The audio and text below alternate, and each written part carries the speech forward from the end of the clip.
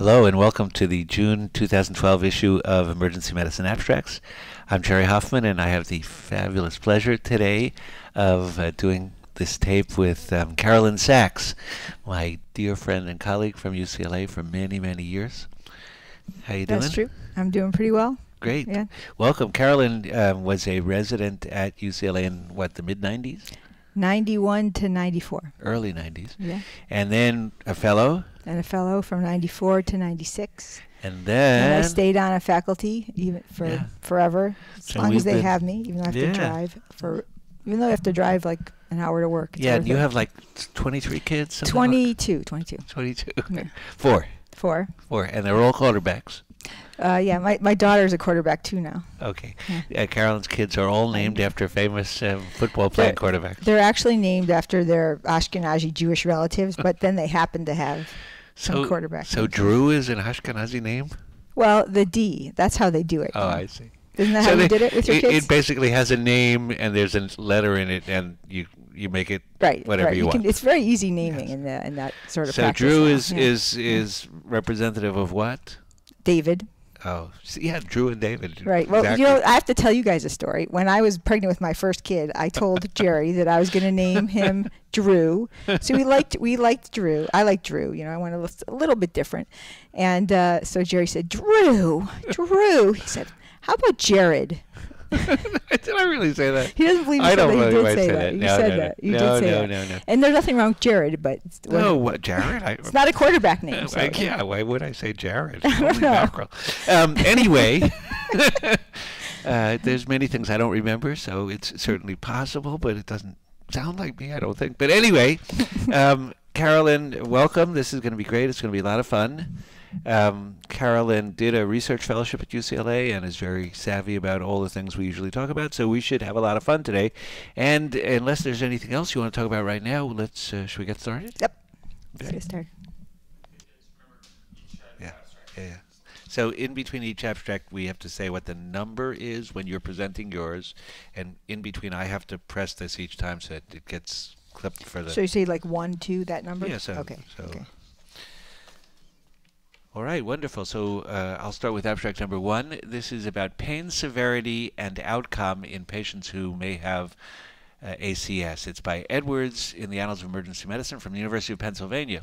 It's a prospective database on about 3,300 patients, average age of 51 years, who came in with a complaint where somebody thought it might be ACS. They put them into this cohort, and then for this study, they looked at whether or not the severity of pain was associated with the outcome. Let me just first point out that at 30 days, the outcome was death in 1%, MI in 3%, and revascularization in 3%. That immediately suggests to me that this is an extraordinarily low-risk group, and this is, I'm sure it included some people who had the disease, but it had to include lots and lots and lots of no-risk patients, which makes it, for me, hard to extrapolate this to real patients where you should be considering ACS. Anyway, they looked at the people who had really severe pain, at least 9 out of 10 when they were asked, and it wasn't clearly associated with any bad outcome. The raw and adjusted odds ratios were pretty close to 1, just a little bit elevated. They all crossed 1, therefore the authors say, oh, there is no association. I do buy the concept. I don't think the severity of pain really is that much a useful predictor, but I'd say 2 things before we get too excited about this. One is, this is a wacky group. These are patients, the vast majority of whom had nothing. So I don't think we can really say much about it. And 2, equally important and a good conceptual point is, whenever something is one of the reasons you get included into a study, it's one of the variables that gets you selected for the study, you can't look at it as an outcome variable. That is to say, maybe people got into this even though they didn't look at all like ACS, but they said, my pain really, really is bad. So somebody said, okay, we better check it out. And then, of course, that group is selected not to have the disease. They only got in because they had severe pain. On the other hand, you had mild pain, nobody would consider you for ACS unless you really looked like it. So of course there's going to be confounding here. But the principle is, if part of the reason you got in the study was the severity of pain. I can't prove that, but I bet it was true. You can't measure it at the other end. That makes sense, but their conclusions make sense even though their data may not support it. It seems that way. And the other thing is that they did only include patients they thought had coronary artery disease as a cause of their pain. I would assume if they included all those other people they excluded with chest pain, it would be even less. I mean, even, it's not significant anyway. The confidence interval is cross one, but I think we all as physicians think that the worse the pain, the less likely it is to be cardiac. When they're screaming and they don't want to move, that type of thing, it makes it.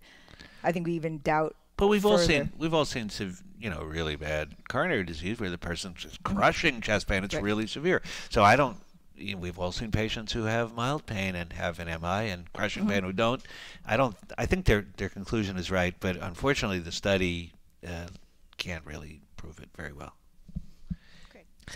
Okay, number 2 is about high-sensitivity troponins by somebody named Moon in the American Journal of Medicine from Switzerland. This is yours, Carolyn. Okay, so in this group, the authors took a bunch of patients that had chest pain, may have had acute coronary syndrome, were seen in the emergency department, and tried to see if this newfangled high-sensitivity troponin test added anything to usual care in terms of making the diagnosis or what they were like afterward in their clinical course. And basically, and this was like 1,200 patients. 1,200 patients, and a third of them did have acute coronary syndrome. So a representative of what we normally see. Right. So this is much better than the previous paper where almost nobody had the disease. And this, at least, it's not great, but at least a third of the people, in retrospect, they've thought yes, they have the disease. So hopefully, you can say something about them with use of this test, if the test is useful at all. And basically what they found is that it was completely unhelpful. The patients that were ultimately given the diagnosis of acute coronary syndrome by some blinded researchers that looked at their clinical course and did not at all know what their high sensitivity troponin was, they came up with a sensitivity of about 68%. So this test was about 68% sensitive. So we worry because clinically we're only 98%, and this is 68%. 68%. So it's terrible. It doesn't really add. The question is, does it add anything to what we're already doing? And the answer is no. It actually may make things worse because it's not specific either. If you look at the group that didn't have acute coronary syndrome, 80% of them. The specificity is 80%, so 20% of them had this false positive. So what would you do with those people? They'd get a huge workup when they didn't even get anything in this study, and they were determined not to have ACS. Yeah, most studies of high sensitivity troponins, and there's a whole variety of them, so they're not all exactly the same, but most of them seem to suggest they're pretty sensitive, but they're terribly nonspecific. In this study, it wasn't quite as bad in terms of specificity, although still lousy, but it was extraordinarily bad in terms of sensitivity. It was terrible, but the others, it is a manufacturer-supported study, so what can they take from it to say, well, we still should be using this test? And what you might hear as a physician telling you should use it is that it predicts prognosis because the mortality at 30 days was really low in these people that had normal high-sensitivity troponin, but they failed to actually drive home the point that those people with the in that low risk group, in that low risk group were 12 years younger than the people with the there's a lot of reasons why I agree with you that conclusion is really seriously flawed, including that it's about negative predictive value, not sensitivity. Almost nobody died. We don't know what percentage of the ones who died or had a bad outcome had this. We just know that if you have a negative test, you're mostly okay. Well, most everybody was okay. Right. There were very few people who really had one of the bad outcomes. So I think this is a devastatingly negative study, even though the authors, as you point out, tried to make it sound like it had some value. And we don't use this. I don't know. Is anyone using this high sensitivity test, or is this just? Well, I think it's being pushed very widely as we missed the occasional MI, so we really have to do this. And this is pretty darn negative results. Number 3 is about another hot topic. This is the Exabans, apixaban versus low molecular weight heparin and enoxaparin in medically ill patients. This is the ADOPT study by the manufacturer of apixaban. It's in the New England Journal, of course, by Goldhaber, and it's 6,500. This is number 3. 6,500 patients who were hospitalized because they had a risk for venous thromboembolism. They were about 70 years of age. They were given double-blind apixaban for 30 days or the low molecular weight heparin for 6 to 14 days. The apixaban was given orally. The enoxaparin was given sub-Q. Now, why'd they do that? One was given it for a long time and one was given it for a short time. I would guess that they did that because they were hoping that the extra 2 weeks of apixaban wouldn't cause problems, but would be protective. You get 2 more weeks of protection, right? So it'll do better. Unfortunately, and they had these composite outcomes of doing the composite outcome, looking at doing Doppler studies on all these people. Maybe they would have gotten it completely unrelated to their hospitalization anyway. So anyway, surprisingly, I think to the authors, the results were just the opposite of what they were hoping to find. First of all, more than a third of the patients were lost to the efficacy analysis because they didn't do the follow-up they were supposed to do. So that puts everything under a little bit of a cloud. But in addition, in terms of their combined outcome, this usual combination outcome that we could argue about. But in any case, there was no difference between the two groups. So it wasn't better. Apixaban wasn't better than the enoxaparin, even though it was given for 2 weeks longer. They didn't have an excess of venous thromboembolism in the last 2 weeks in the group that got enoxaparin and got it stopped. On the other hand, with regard to safety, there was more bleeding with the enoxaparin, the apixaban group. Now, I got to admit that it isn't a huge amount more bleeding, but it's double because it's so small. It's less than 1%. That isn't a big difference, but it was a statistical difference. So the authors were sort of forced to conclude that apixaban wasn't superior in efficacy, but it was inferior in terms of bleeding. This is the new kid on the block that we're all going to be hearing about, that they're pushing very, very, very hard. I'm sure it's going to be very expensive. And I guess it's ironic that they made it 2 different courses in the hope that it would prove to be better and not more harmful, and it was just the opposite. Yep. And it's not approved yet. It's a 10A inhibitor. Should be approved in June, possibly. Maybe approved by the FDA. Well, I think they've actually postponed their date for making the decision. That usually implies something's going on that we don't know about. But yeah, this is the. There is a spin on this, though. It is a manufacturer supported, and if you look at the tables, you'll see that I don't know if you remember in the tables, they do different scales for the adverse events of bleeding and the protective effect. And if you look at those 2 figures, it actually looks like this is a great drug, that it decreases thromboembolism, and the risks of bleeding is just very small because they have a different scale. So there is some spin on it, and again, I could see it looking good in a paper from a pharmaceutical rep if you look at these 2 different figures. I'm amazed that we can't do better than our old standards, heparin and warfarin. It's just really a testimony to how finely tuned our coagulation intrinsic coagulation system is, because we have these 2 drugs that both of which have lots and lots of problems, and they still can't find something that's better. Yeah, I've heard you say that over and over again, but boy, warfarin is it's a problematic. It's a problem, yeah. Oh, absolutely. Yeah, I don't know what I would do if I had to take it. Aspirin. I'd just say no. Number 4 is yours, Carolyn. Okay, number 4.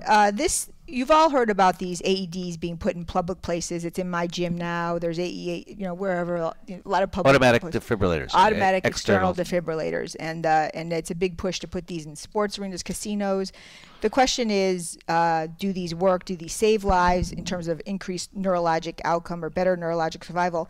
And basically, that's the question: is should we mandate that these be everywhere? This is a study that was done in the Netherlands, where they actually had really good follow-up. And the title is On-Site AEDs in Out-of-Hospital Cardiac Arrest. It's by a guy named Berdowski, and it's in the journal Circulation. Okay.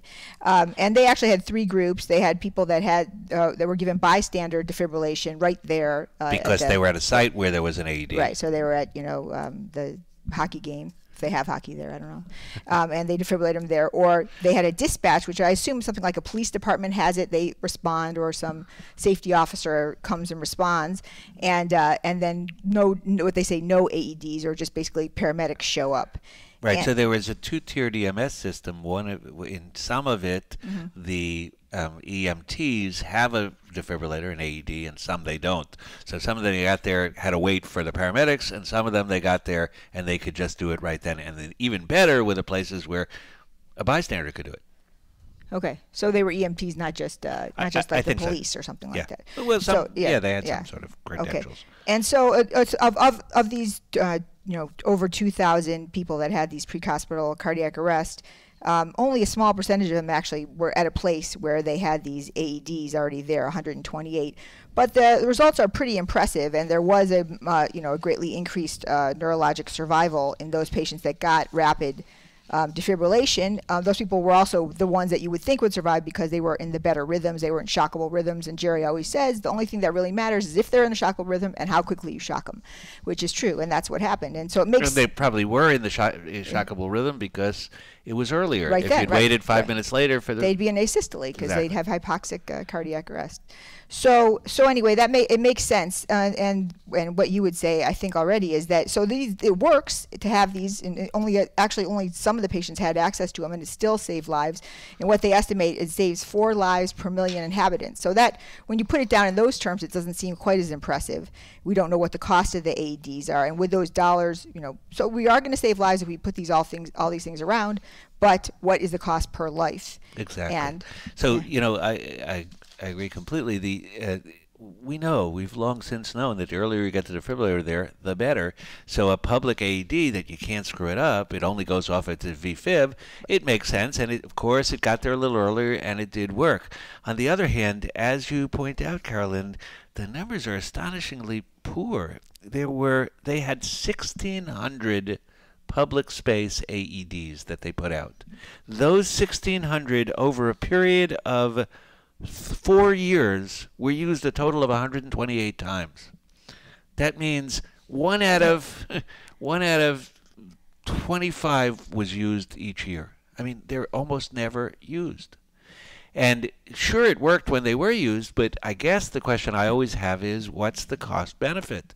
Yes, if you're one of the people who survived, that's worth it, but they put a lot of effort into these AEDs, 1,600 all over the place. They hardly ever use them. The vast majority, 9 out of 10, never got used. How did you get that 1,600 number? But anyway, the one thing it wasn't the government that put these out or any kind of coordinated effort. It was just things that were there. But it was 1,600. We've done other papers which show that these seem to be reasonably effective if you do them in casinos, because there's a lot of people and people are watching, so they know when you fall down dead. Right. So those are the people we're going to save. The people. But even in airports and stadiums, they're almost never used.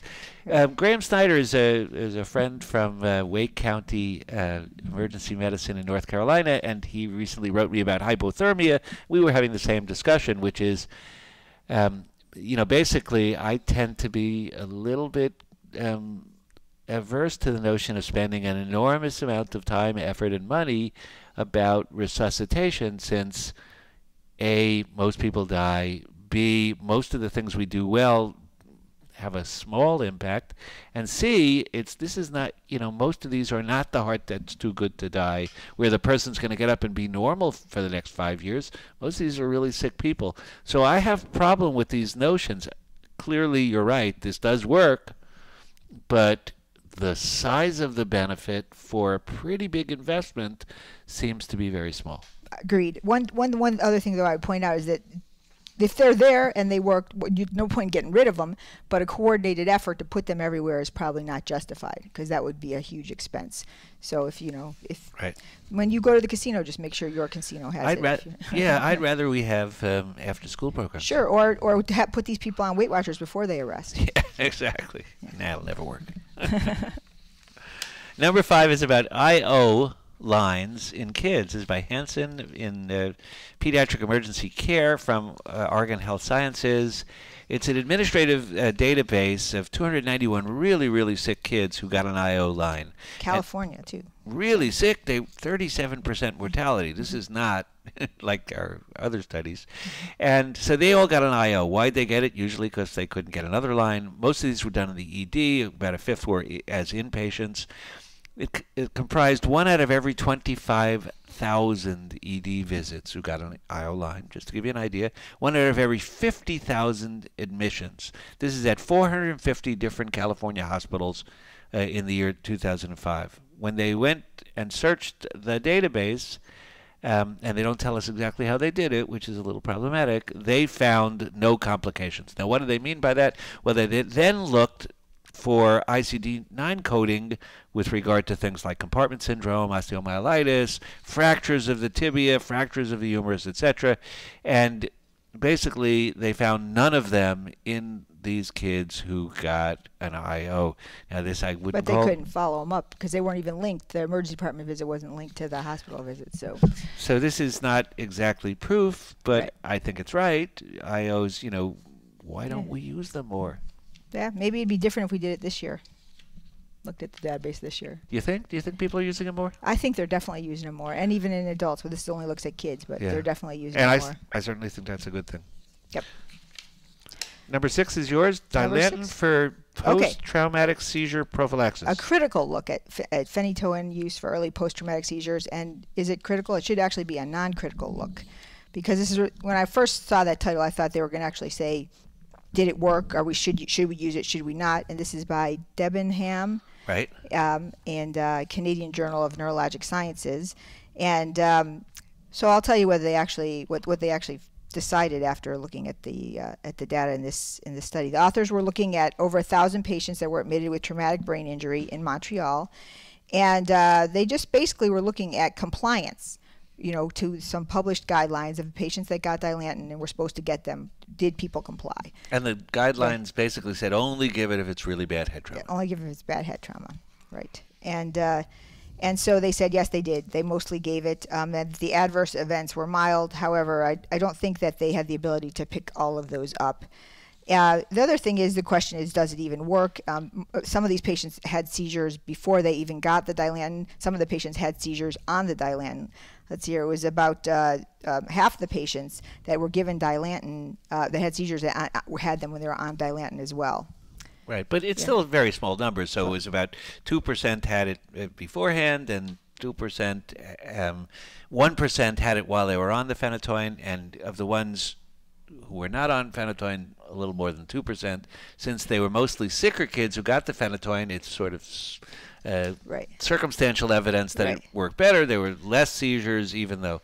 But there is only one randomized trial that I know about. It was by Temkin in 1990, and they really didn't find much of anything. It decreased early seizures, but not overall seizures. Seizures in the first week. So they decreased seizures in the first week, but not overall mortality, not subsequent seizures in the subsequent. So what do you think? So it doesn't really work. I don't really think there's a reason to give it, but those are in the guidelines. So they said that they followed those guidelines, and I also think that that some of the side effects weren't captured really, because you have a sick trauma patient that gets hypotensive because of the Dilantin. You won't know if it's the Dilantin or some trauma. I certainly think that we can agree that you should not be giving this in mild or moderate head trauma. The question, it makes sense that if you have a seizure while you have severe head trauma, that's really bad. It could do all sorts of bad things. Be nice to prevent that if you could. I don't think we really know whether or not phenytoin prevents that. And I personally believe you can give phenytoin slowly and carefully and not have big side effects. So I think the guidelines probably make sense, but it's certainly not proven. And these weren't all severe. A lot of these people that got it was not that severe head trauma. And I do agree with you. I think if there's a patient that has a GCS of 8 and they're going to have a seizure in front of you and there's blood spurting out of their head from their head injury, that you don't want them to seize and have more blood spurt out and have blood go everywhere. So I think it's reasonable. I don't even think you need blood spurting. You could have just brain spurting. Yeah, just brain spurting, right? You've seen that. We've all seen those bad trauma patients that are bad trauma. I think it makes sense to do it, even though I have to acknowledge that it's certainly unproven. Yep. Okay, number 7 is outpatient ER and inpatient costs of care for migraine. That's the title by Nsinga Encephalgia. It's by a proprietary company. I have to say that it really isn't costs at all. It's the amount of payments charges for this, okay. But it's not even charges. Oh, right, it's how much was paid for it. And I think this company is an insurance company. Oh, I thought isn't it Merck? Isn't it Merck Sharp and Dome? And they make Maxalt. Okay, so I'm wrong. Orally disintegrated migraine. You've taken that, right? We both have migraines, Jerry and I. Yes, in fact, I had one. Oh, yes. Okay. So first of all, it says it's about cost, but it's really not. It's about payments. What did they do? They used a national marketing database to calculate payments for migraine. In the office, a lot of them, 680,000. In the ER, 80,000, 90,000, or while in hospital, and that was only 5,000. And guess what? This is astonishing news. It costs more in the hospital. Not cost more, charge more in the hospital. It is amazing. Huh? And then that was $7,000. 1/10 as much in the ER, and again, 1/5 as much as that in the office. Well, you know. So when they come to the ER with their migraine, I'll send them to the office because it's more Save some cost money. effective. Yeah. It's sort of weird. I'm not really sure what to make out of this. I had meant to look up who was the sponsor because I didn't write it down. It makes sort of sense. I think what they're trying to say is it's not the cost of the medicine, it's the cost of other things that raises the price of migraines. This is obviously true. Maybe the migraine that gets hospitalized is different than the migraine that goes to the office. A lot of, in order to find those people that were hospitalized with migraines, you looked at these other ICD-9 codes, and one of them was hemiparesis, visual disturbances. You know, so I mean, those patients weren't sorted out to have a migraine until they were hospitalized and had their $30,000 bill because they thought they had a stroke. Yeah. So exactly. you know, it's completely unfair. There's probably misclassification biase in terms of what was actually. I do think we can agree that hospitals generally cost more than an office visit. Right. Yeah, I agree, and also so we do apologize. I apologize for having included this paper because unless I'm missing something, I don't know why we included it. But you know, hopefully we have enough good papers. Because if you go to your outpatient office and get the sublingual Maxalt, then you don't need to go to the emergency department and get an IV. That's the angle. Maybe. I don't know. Yeah, I think you're probably right. Number 8 is yours, Carolyn. Okay, number 8 is another article looking at blood pressure in intracerebral hemorrhage. And this is not attempting to look at whether this is helpful or not, but just can they do it? Could these authors achieve their goal of lowering blood pressure within a certain time, arbitrary time range? I don't know why they chose that specific time. And can they get an art line in between a certain arbitrary time as well? And this was in the Journal of Emergency Medicine by Honer, and it was done at Alameda County Medical Center.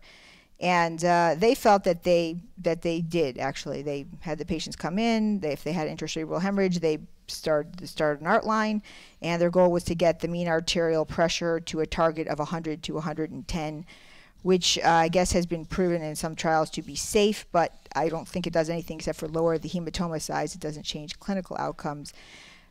So basically they're saying yes, they could put this into play, and they thought it was effective, although they were just a little slow on lowering the blood pressure. They didn't quite get there. They were like 3 minutes. Their mean time to get it was 3 minutes longer, or median time. I actually thought this paper was useful to discuss the concept because the paper doesn't really tell us whether it's beneficial or not, although you should note that in this group where they were really aggressive, the mortality was 40%, which is about twice what you would expect in patients who are similar.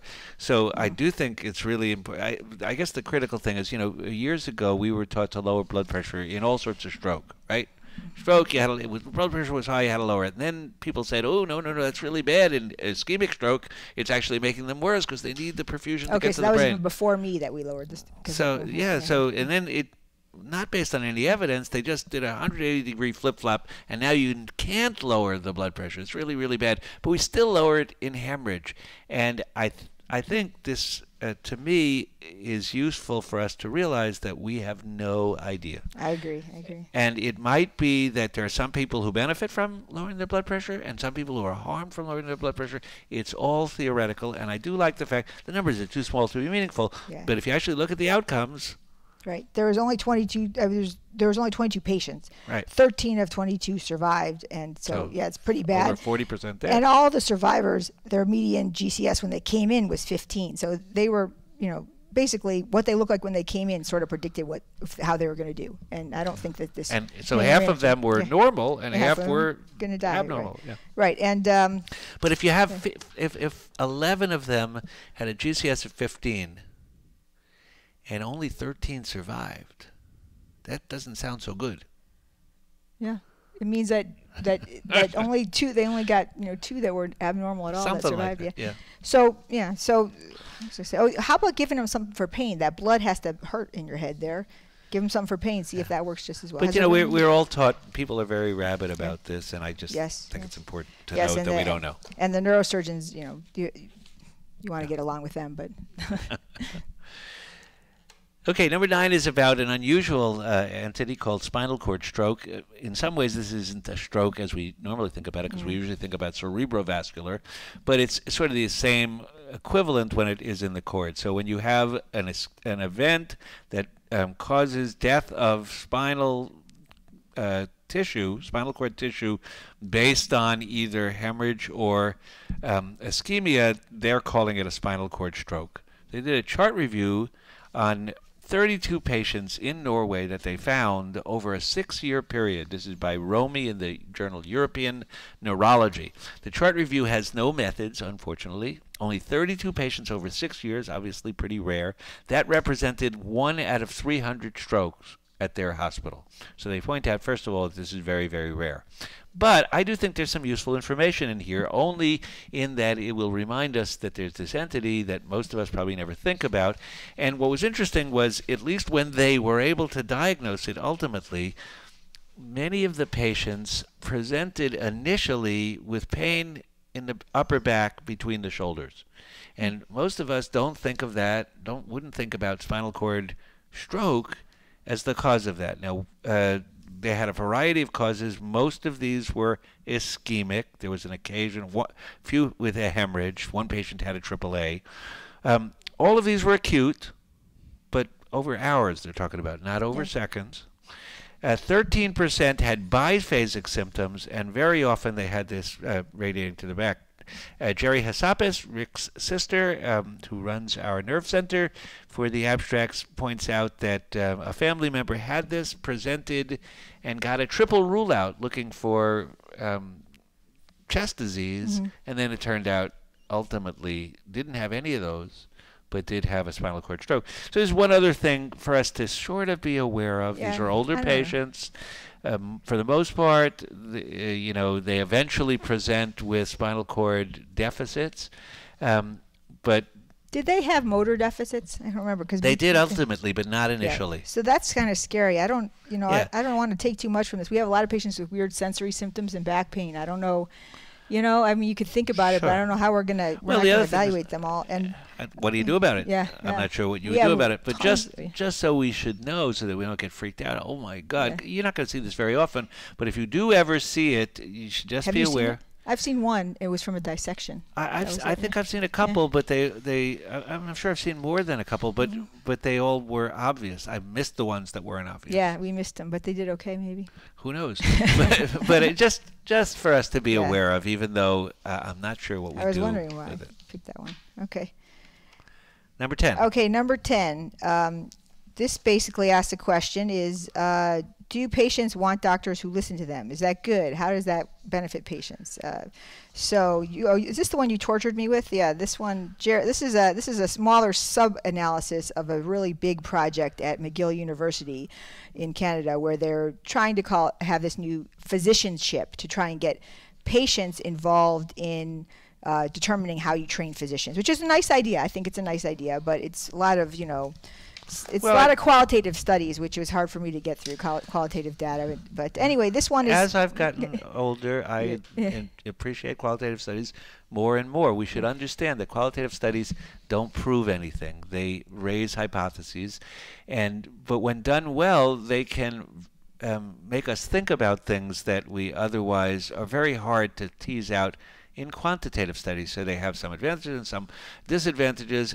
When I was younger, I used to dismiss them, but I think there are a lot that's good about qualitative studies, but they have limits. Right. No, and I agree. The idea of discussing these things is great. It's just the way they have a. Tell us what they said before they said. Yes. So you guys don't want. So this is by Joseph in a journal that you all get called Patient Education and Counseling. So what they did is they taped these interviews with the patients, and they said, what are the benefits of having your doctor provide authentic listening?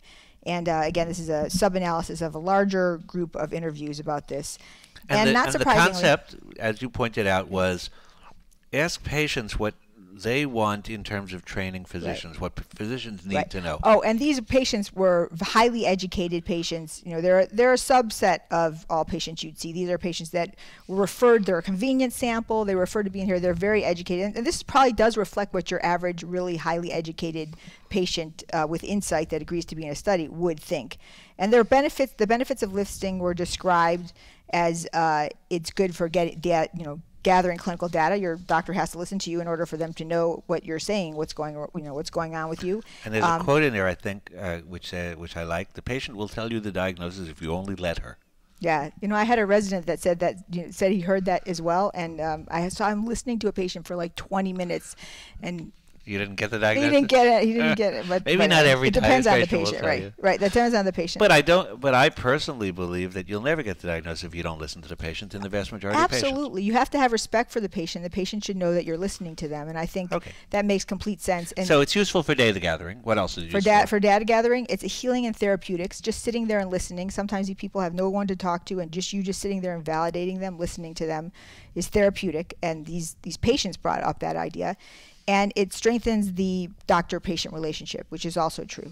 And I think this is true for any relationship, husband, wife, They also point out that some of the patients made the point that it can't be that the doctor seems like they're listening. Right. The patient has to feel that it's authentic. The doctor really cares what the patient... So this is not rocket science, and actually Rick picked this, remarkably. Oh, I didn't realize he picked any of this. But I do... we shouldn't spend a lot of time on it. It's obvious. It's apple pie motherhood, but to some extent, I don't think we do this very well, and so it is probably worth really stressing the importance of listening to patients. We've talked about many times in the abstracts how when they actually measure what happens, they audio tape the interaction between doctors and patients. Typically, the doctor asks a close-ended question, or if they ask an open-ended question, they interrupt in an average of seconds. Without ever listening. If you sit down, you get more points, though. Sit down, too. Sit down and listen. And as Mel Herbert says, if you really want to do well, go lie down on the floor. The patient will think you're really, really into it. I never tried that one. Okay, number 11 is framing bias. It's by Perniger in the Journal of General Internal Medicine from Geneva. We often talk about the ways in which we can misunderstand things or understand them differently depending upon how they're framed. So this is a nice little study where they took 1,400 doctors, 1,100 patients. Response rates were both around 60%, so pretty good for this type of study. And they asked them about a hypothetical new drug. Is it more effective? But they told them the results of the data, and of course they made up these results, but they told them the same data in several different ways. One was the absolute survival with the old drug was 94%. With the new drug, it's 96%. Mm-hmm. Or they said the absolute mortality is 6 versus 4%. Those are the same thing. Or they said the relative mortality decreased by a third. That sounds pretty good. Went from 6 to 4, decreased by a third. Or they told them all three. The first interesting thing is that the doctors and patients, the way they responded to these questions was almost identical. Yep, they're both. The doctors and patients were equally affected by how they were told. Mm-hmm. The second thing is that when they were told absolute survival, 96 versus 94%, very few of them were impressed. Well, half the time they said, no, it's no different. When they were told absolute mortality, they were more likely to be impressed, 4 versus 6%. It's the relative difference. And when they were told relative mortality, they were tremendously impressed. Oh, it drops it by a third. It's really, really important. Now, I would make the point, we often make this point, that relative is a bad way to present most everything. And so it's really important to do absolute. Absolute, in this study, absolute mortality was the closest predictor of I told them all the information, which they said is fully informed. I would point out that this isn't really fully informed because they left out one of the most important ways to present information, which is number needed to treat. If it saves 2 lives out of 100, you have to treat 50 people for 1 to benefit. And what's interesting is absolute survival, 96 versus 94, probably very closely tracks number needed to treat. It doesn't sound that impressive. Why? Because it becomes obvious that you got to treat a lot of people for there to be a small difference. Mm-hmm. So it would have been interesting if they had presented it as number needed to treat. You need to treat 50 before 1 gets any better. there's no right or wrong answer about all this, but I do think we should all agree that relative is very distorting, and that number needed to treat, which has two aspects of it, the number needed to treat to a benefit, the number needed to treat to harm, is a really good way to talk to people and to talk to ourselves about how well something works. Agreed. It's interesting, the doctors, they told him it was HIV, and the patients, they told him it was a virus. So I don't know why they did that, but it makes, it's probably the same conclusion will be drawn. And I think it's absolutely amazing that you get the 94% difference, and the 4-6% difference was exactly the same numbers, and it totally changes differences. And again, this is what advertising is about. It's basically advertising. Absolutely. Doctors and patients are both susceptible to advertising, but I think the next step is to send this survey to the listeners of Emergency Medicine Abstracts and see if they do better. What do you think? Of course. Yeah, let's try it. Okay. Number 12 is by Rakel, and it is entitled Perception of Empathy and the Therapeutic Encounter, Effects on the Common Cold. Same journal? Same journal, okay. Same Patient Education and Counseling. Right. And also sent to me by Rick. Also by Rick. Wow. He's getting warm and fuzzy. Yeah. Or maybe he always was. Is he? So basically they said if you're nice to the patient, you are basically warm and fuzzy to the patient, give them empathy, give them support, tell them what's going to happen with this cold. Are they going to get better quicker? Is that going to make them better? And so this happened in the University of Wisconsin. And Bruce Barrett is a good friend and a really, really smart guy. He's one of the authors, so I'll just give him a little props here. Thank you, Bruce.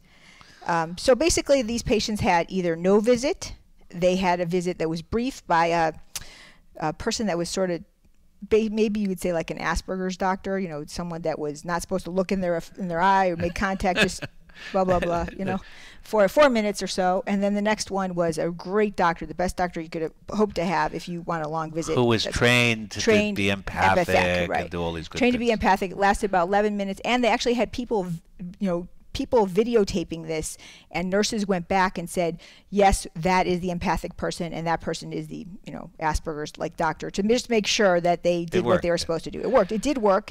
And so did these patients with the colds get better sooner? Were cold of all things, hardly something. I know. Well, maybe they should have done it with something different, but I basically didn't work. The patients with the nice empathic doctor that took 11 minutes and was well trained, they were better maybe half a day sooner than the patients with the Asperger's like doctor. It was half a day. I don't think it was about a day. And no, it was half a day. More than 1 day is what I have. That's not right. It was like almost 7 days versus 6.4 days.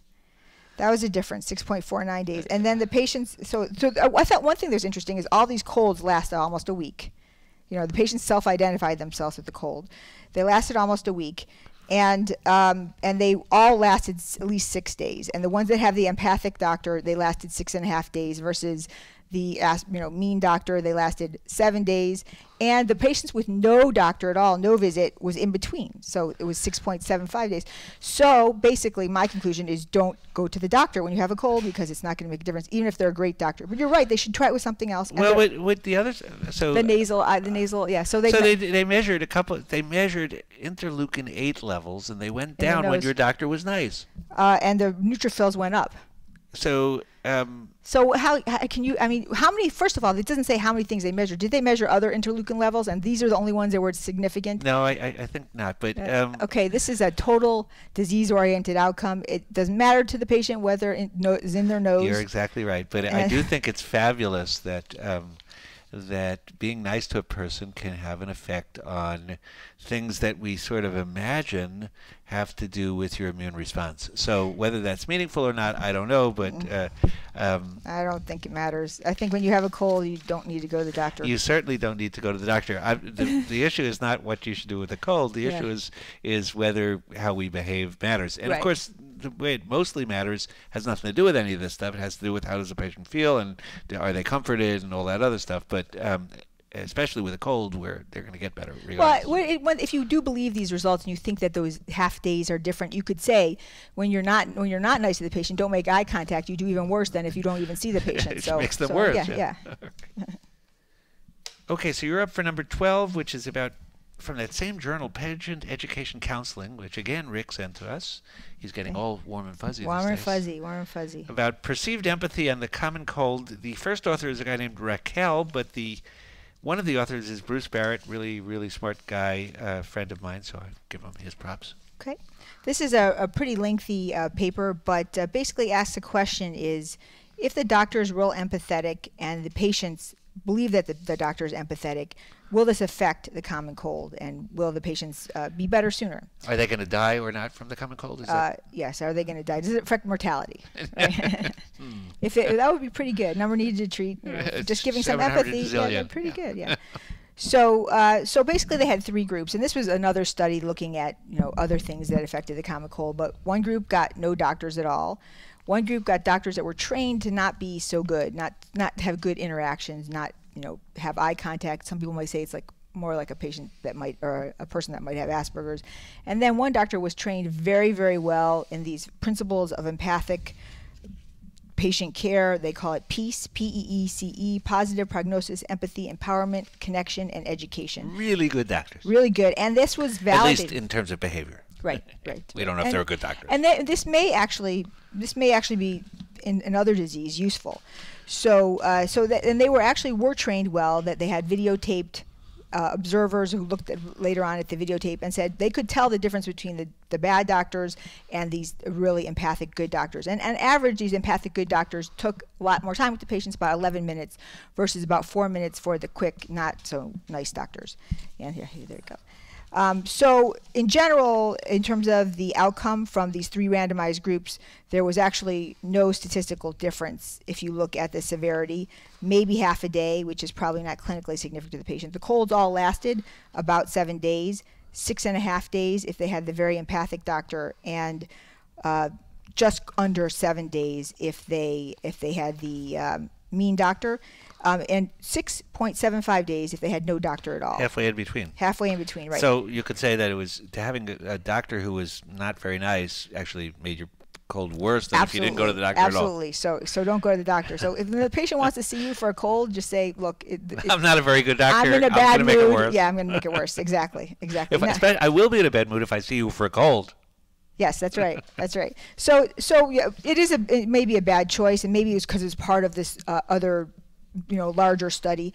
They also looked at biomarkers in the nose, interleukin-8 and neutrophil count, and they felt that there was a big difference there. Of course, this is not a patient-oriented outcome. I don't think the patient cares what's in their nose.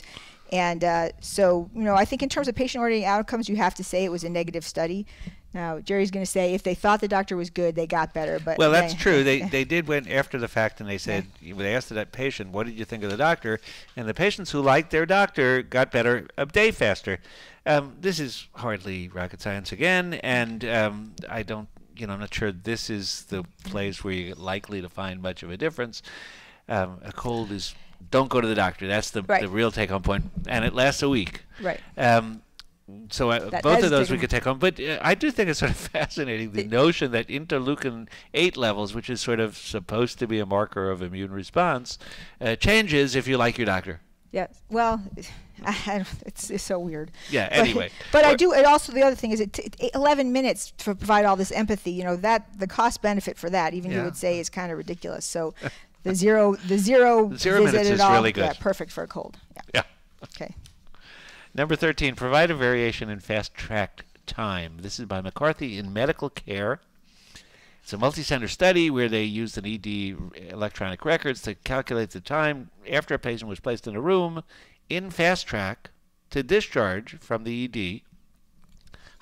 More than 100,000 patients seen at 3 different academic emergency departments: Hopkins, George Washington, and University of Pennsylvania. The median times at the 3 sites were not the same. They were about 50 minutes at 2 of the sites and over 2 hours in the fast track at the 3rd site. Now, they don't tell us which one that was. Good thing.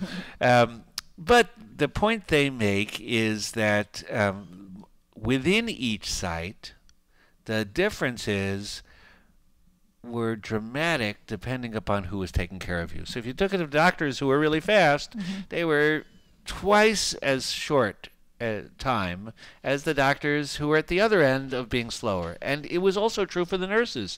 The nurses didn't have explain quite as much of the difference. They explained a lot. A lot of it was based on who the doctor and who the nurse was, rather than who the patient was. So provider variability, the authors conclude, is the largest driver of this very large variability in fast-track treatment times. I'm not sure what to do with that. Exactly. What do you do? What do you do with that? Do you have anyone in your group who's a snail? Slow, yeah. Yes, we all know this is true. We all know this is true. But the question then is, are they better doctors, worse doctors? Well, what's the aside quality? from that, but but I don't really care if they're a really great doctor for one patient a day. That's still not so good. But the notion is, well, do you send them to fast track because they're they won't do so much tap? Well, no, fast track it's slow track. Maybe they should do the QA or something. Maybe they should only be doing the really sick patients. That is a really good point. If someone has a solution to that, I'd like to see a study on that. Yeah, you want somebody who's fast dealing with the sick patients because they can't spend a lot. They have to go. Right. On the other hand, you don't want somebody who's slow being in fast track. One thing that's hard about this is that one site A, they use this tracking software, and the problem with it is it only ascribed the visit to the second doctor.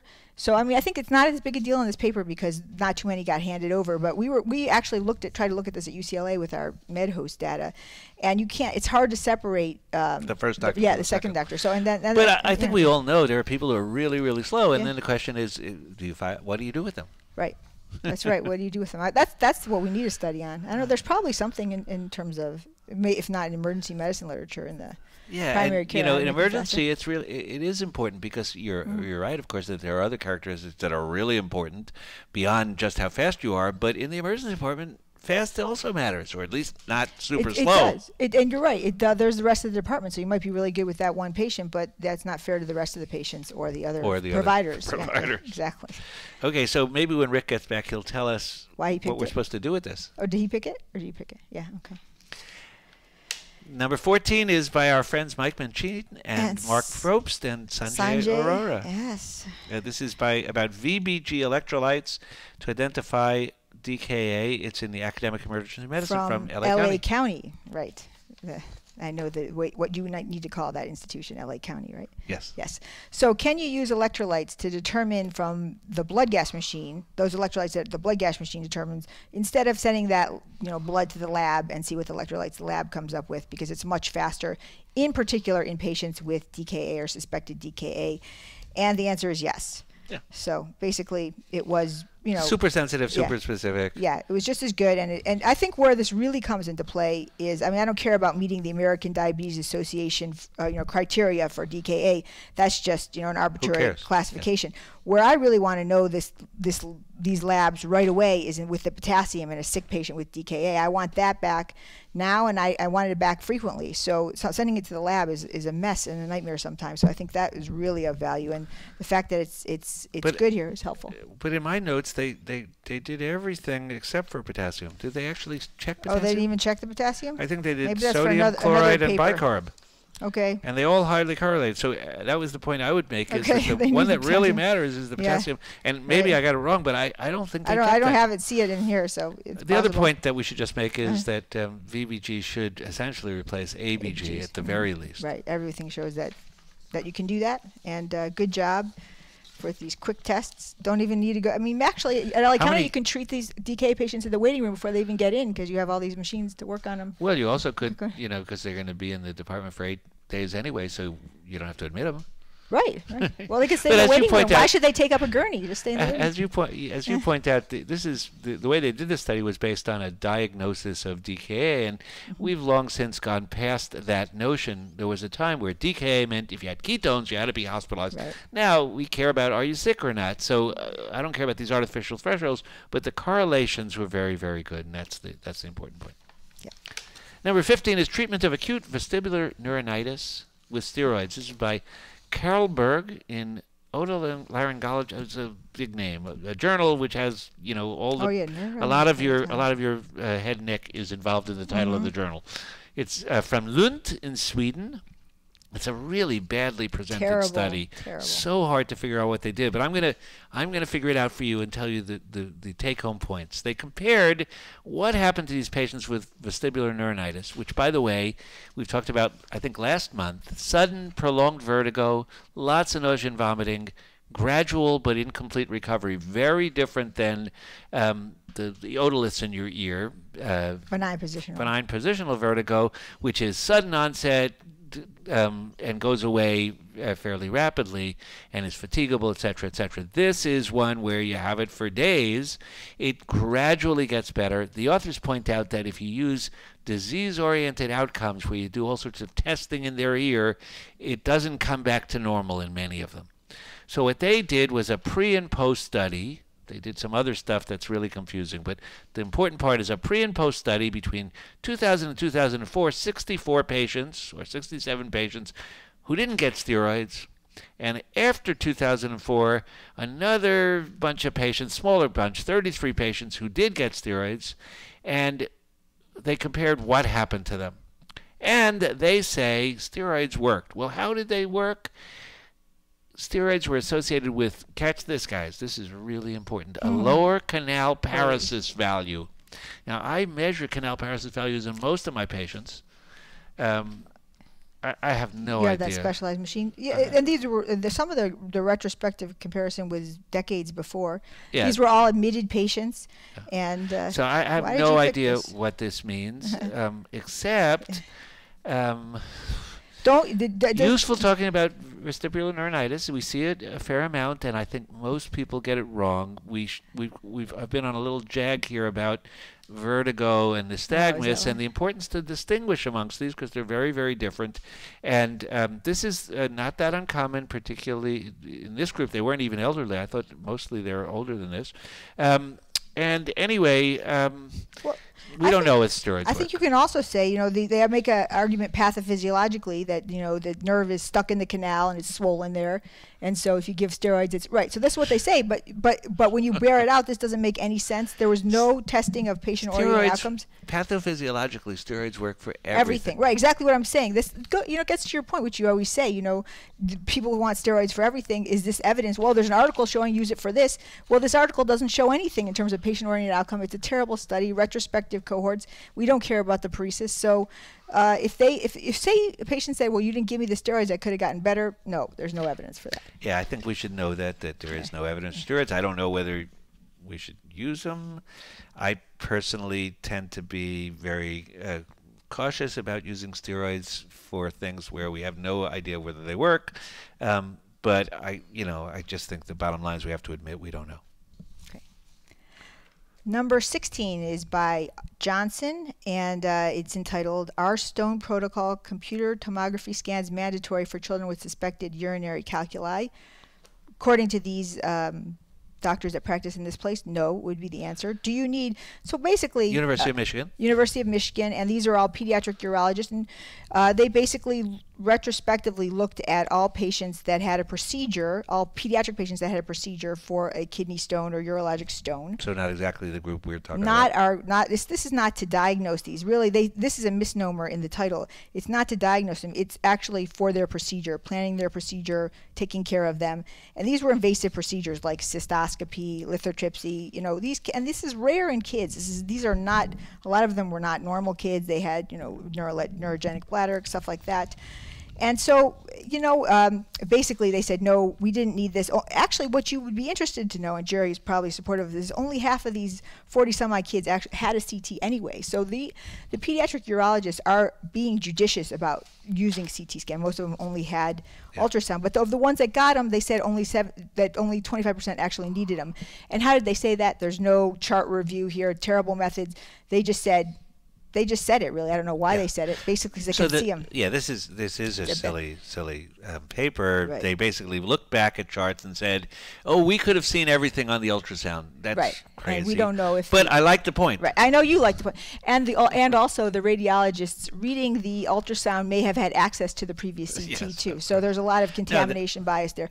You like the point that they don't need them, and you know what? It doesn't say anything about when we're evaluating patients with suspected nephrolithiasis that are kids. But we should all agree that you don't just jump to do CT scan. There's too many CT scans done when people aren't even examined and there's no reason for them. That makes sense. And but most kidney stones are as a clinical diagnosis. Well, in the kid, it's kind of hard. It's not that common in Well, the kid. And this kid's going to get, my kid's going to get lithotripsy or cystoscopy, and they want, and the pediatric radiologist says, I need a CT to see if there's anything else there. If there's an anatomic abnormality, I'll say, okay. Yeah, that's only because you're being too generous. If just because the urologist says it. The pediatric urologist. They're different. They're usually doing it because that's where they were trained, and they don't want to miss things. Really, the pediatrics are different. It would be nice to use this to tell your urologist, wait a second, you don't need to do it, even though it's not true. Yes, that's right. You can't use this for that. You can use it. No, you can't. If they can use papers to get us to buy things that are worthless, we can at least use papers to mislead people to do the right thing. I'm trying not to be a complete hypocrite. Okay. Okay. All right. Okay. I get your point. Number 17, liability risk while supervising other professionals. This is by Burkle in Mayo Clinic Proceedings. It's a commentary, and it's mostly lawyers who wrote this. They point out that there have not yet been any cases filed that they know of regarding liability for supervising mid-levels, but that this is very likely to change because the use of mid-levels is increasing so much. And so the authors suggest that for anybody who's going to be working in a place where this is relevant, you really want to make sure that your institution has clear policies and procedures, that it employs or relates to practice guidelines about what you should do. There has to be good record keeping and regular review and quality assurance. This is, to me, mostly apple pie. And I don't work very much with mid-levels, so I have to admit that I'm not sure, but I always am worried when I talk to people who work in an emergency department where there are lots of NPs and PAs about supervision. Supervision typically ranges from essentially none, you sign a chart later, to you see everybody, but that's pretty rare. The reason to use mid-levels is not so you see everybody. Mm-hmm. And so then people often say, well, but we do it with, not with the really bad cases. But actually that's where I think the most danger is. The headache that really isn't just a headache, or the back pain that really isn't just back, or the sore throat that's really something important. Big trauma is pretty easy. Mm-hmm. Anybody can be taught that, and anybody can be taught. One of the things I loved about County when I was a resident there many, many years ago is a huge number of PAs, and they did essentially what they did mostly at the time was procedures. They took care of all the minor trauma, and they were fabulous at it. Procedures, I think, is an easy one. But I don't know what to say about this. I do think it's going to be real, and those of you who work with PAs and NPs, I think, are going to have to address this and be aware that there are, if you sign the chart, you better be sure that you have some idea what happened. With a fresh complaint, I completely agree with you. It's you kind of, I think as a physician supervising, you want to actually lay eyes on the patient and see what they look like when they're complaining of something. And with procedures or protocolized treatment, like sexual assault exam, that type of thing, I think that's protocolized. Or actually, where this comes to play a lot is in the cosmetic injection, that type of thing, where there's doctors supervising them. Not for emergency medicine, but for emergency medicine complaints, it can be really, really tough. And yet, I have lots of friends who work in places where this is tremendous reliance on mid-levels, and I don't mean to put anybody down, but what we do is pretty hard, and either you don't need a 4-year residency. And we can do it with much, much less training, in which case why are we wasting everybody's time with these residencies? Or we need that because it's really hard, and then I am concerned about needles in haystacks. That's the hardest thing that we do. So I don't have an answer for this, and I understand the reason why this is really important, but I'll leave it to those of you out there. Write us and tell us. Either or read it if you have. Well, both those of you who are MDs or DOs, and those of you who are mid-levels. What do you think about this? What do we do about this? I don't have an easy answer. Okay. Number 18 is by an author named DC. Did I say that right? You think? And Peter Cameron is one of the co-authors. many Americans know. He's everywhere, international traveler from Australia. He's from Monash in Melbourne. He's a traveler, like the travel show. Well, he's he's on the circuit. Okay. I can't go to a big conference where he's not there. Okay, so my apologies. Peter, I don't know hey, anybody, anything. I know nothing about popular culture. So I love this article. No, Peter's a smart guy. Smart guy. Okay. Yeah. This is my second favorite article in the bunch. I love this article. It's an Australian study, a review, basically. What are we doing? Is this crazy, or are we doing benefit to our patients, putting them on cervical collars and strapping them to the board all the time? What's the evidence for doing this? And they go through the possible downside to strapping them down to the board, where they can aspirate. When I was a resident, we saw people aspirate, especially when we were trying to put that NG tube when they're strapped down to the board, flat on their back, and then they'd vomit and aspirate. So you don't remember that? NG tube? What was that for? In the past, we put the NG tube down for the oral contrast, which now we don't, thankfully, have disproven that you need. That was one of the worst things.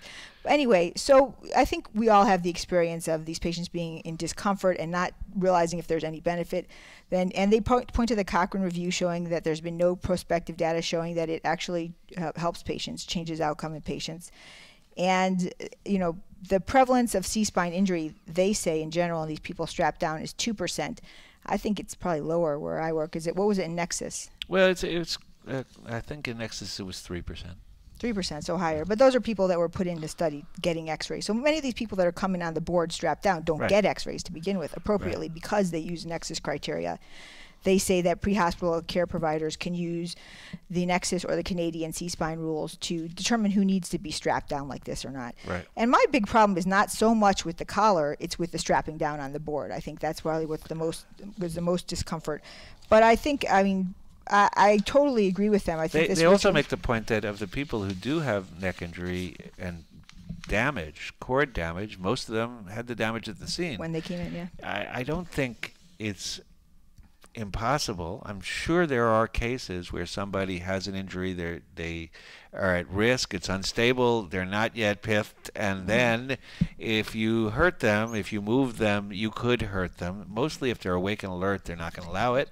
But if they're altered, yeah, it is possible. Yeah.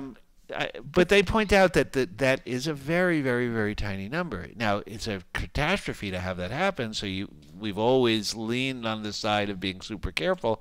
I guess for me, there are two possibilities. These guys suggest what you could do is have the paramedics use criteria to decide whether or not.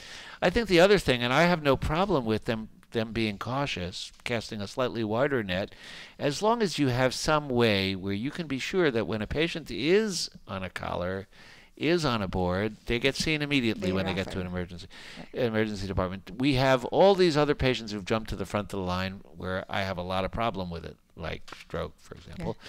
But here's one where it takes 2 minutes to clear somebody clinically, less. So if you could do it really, really quickly in the emergency department, I think that's just fine. That would be great, but it doesn't happen. And also, if the patient's ambulatory at the scene, which is actually a significant percentage of these people, and I agree, if they're that's different. Yeah. That's different. Tying somebody down, you're more likely to hurt them. All the time. And you take an 80-year-old and put him on a board. There's no way that's going to fit them. They need something that fits them. No, so I think we can avoid the board in many people, and in the ones who don't, we should have. I think my experience at UCLA was that you get told right away, and you take care of it. It's pretty good. Yeah. I think you can. I think as long as you're committed to that notion, they're not going to be lying there for a long time. That's fine.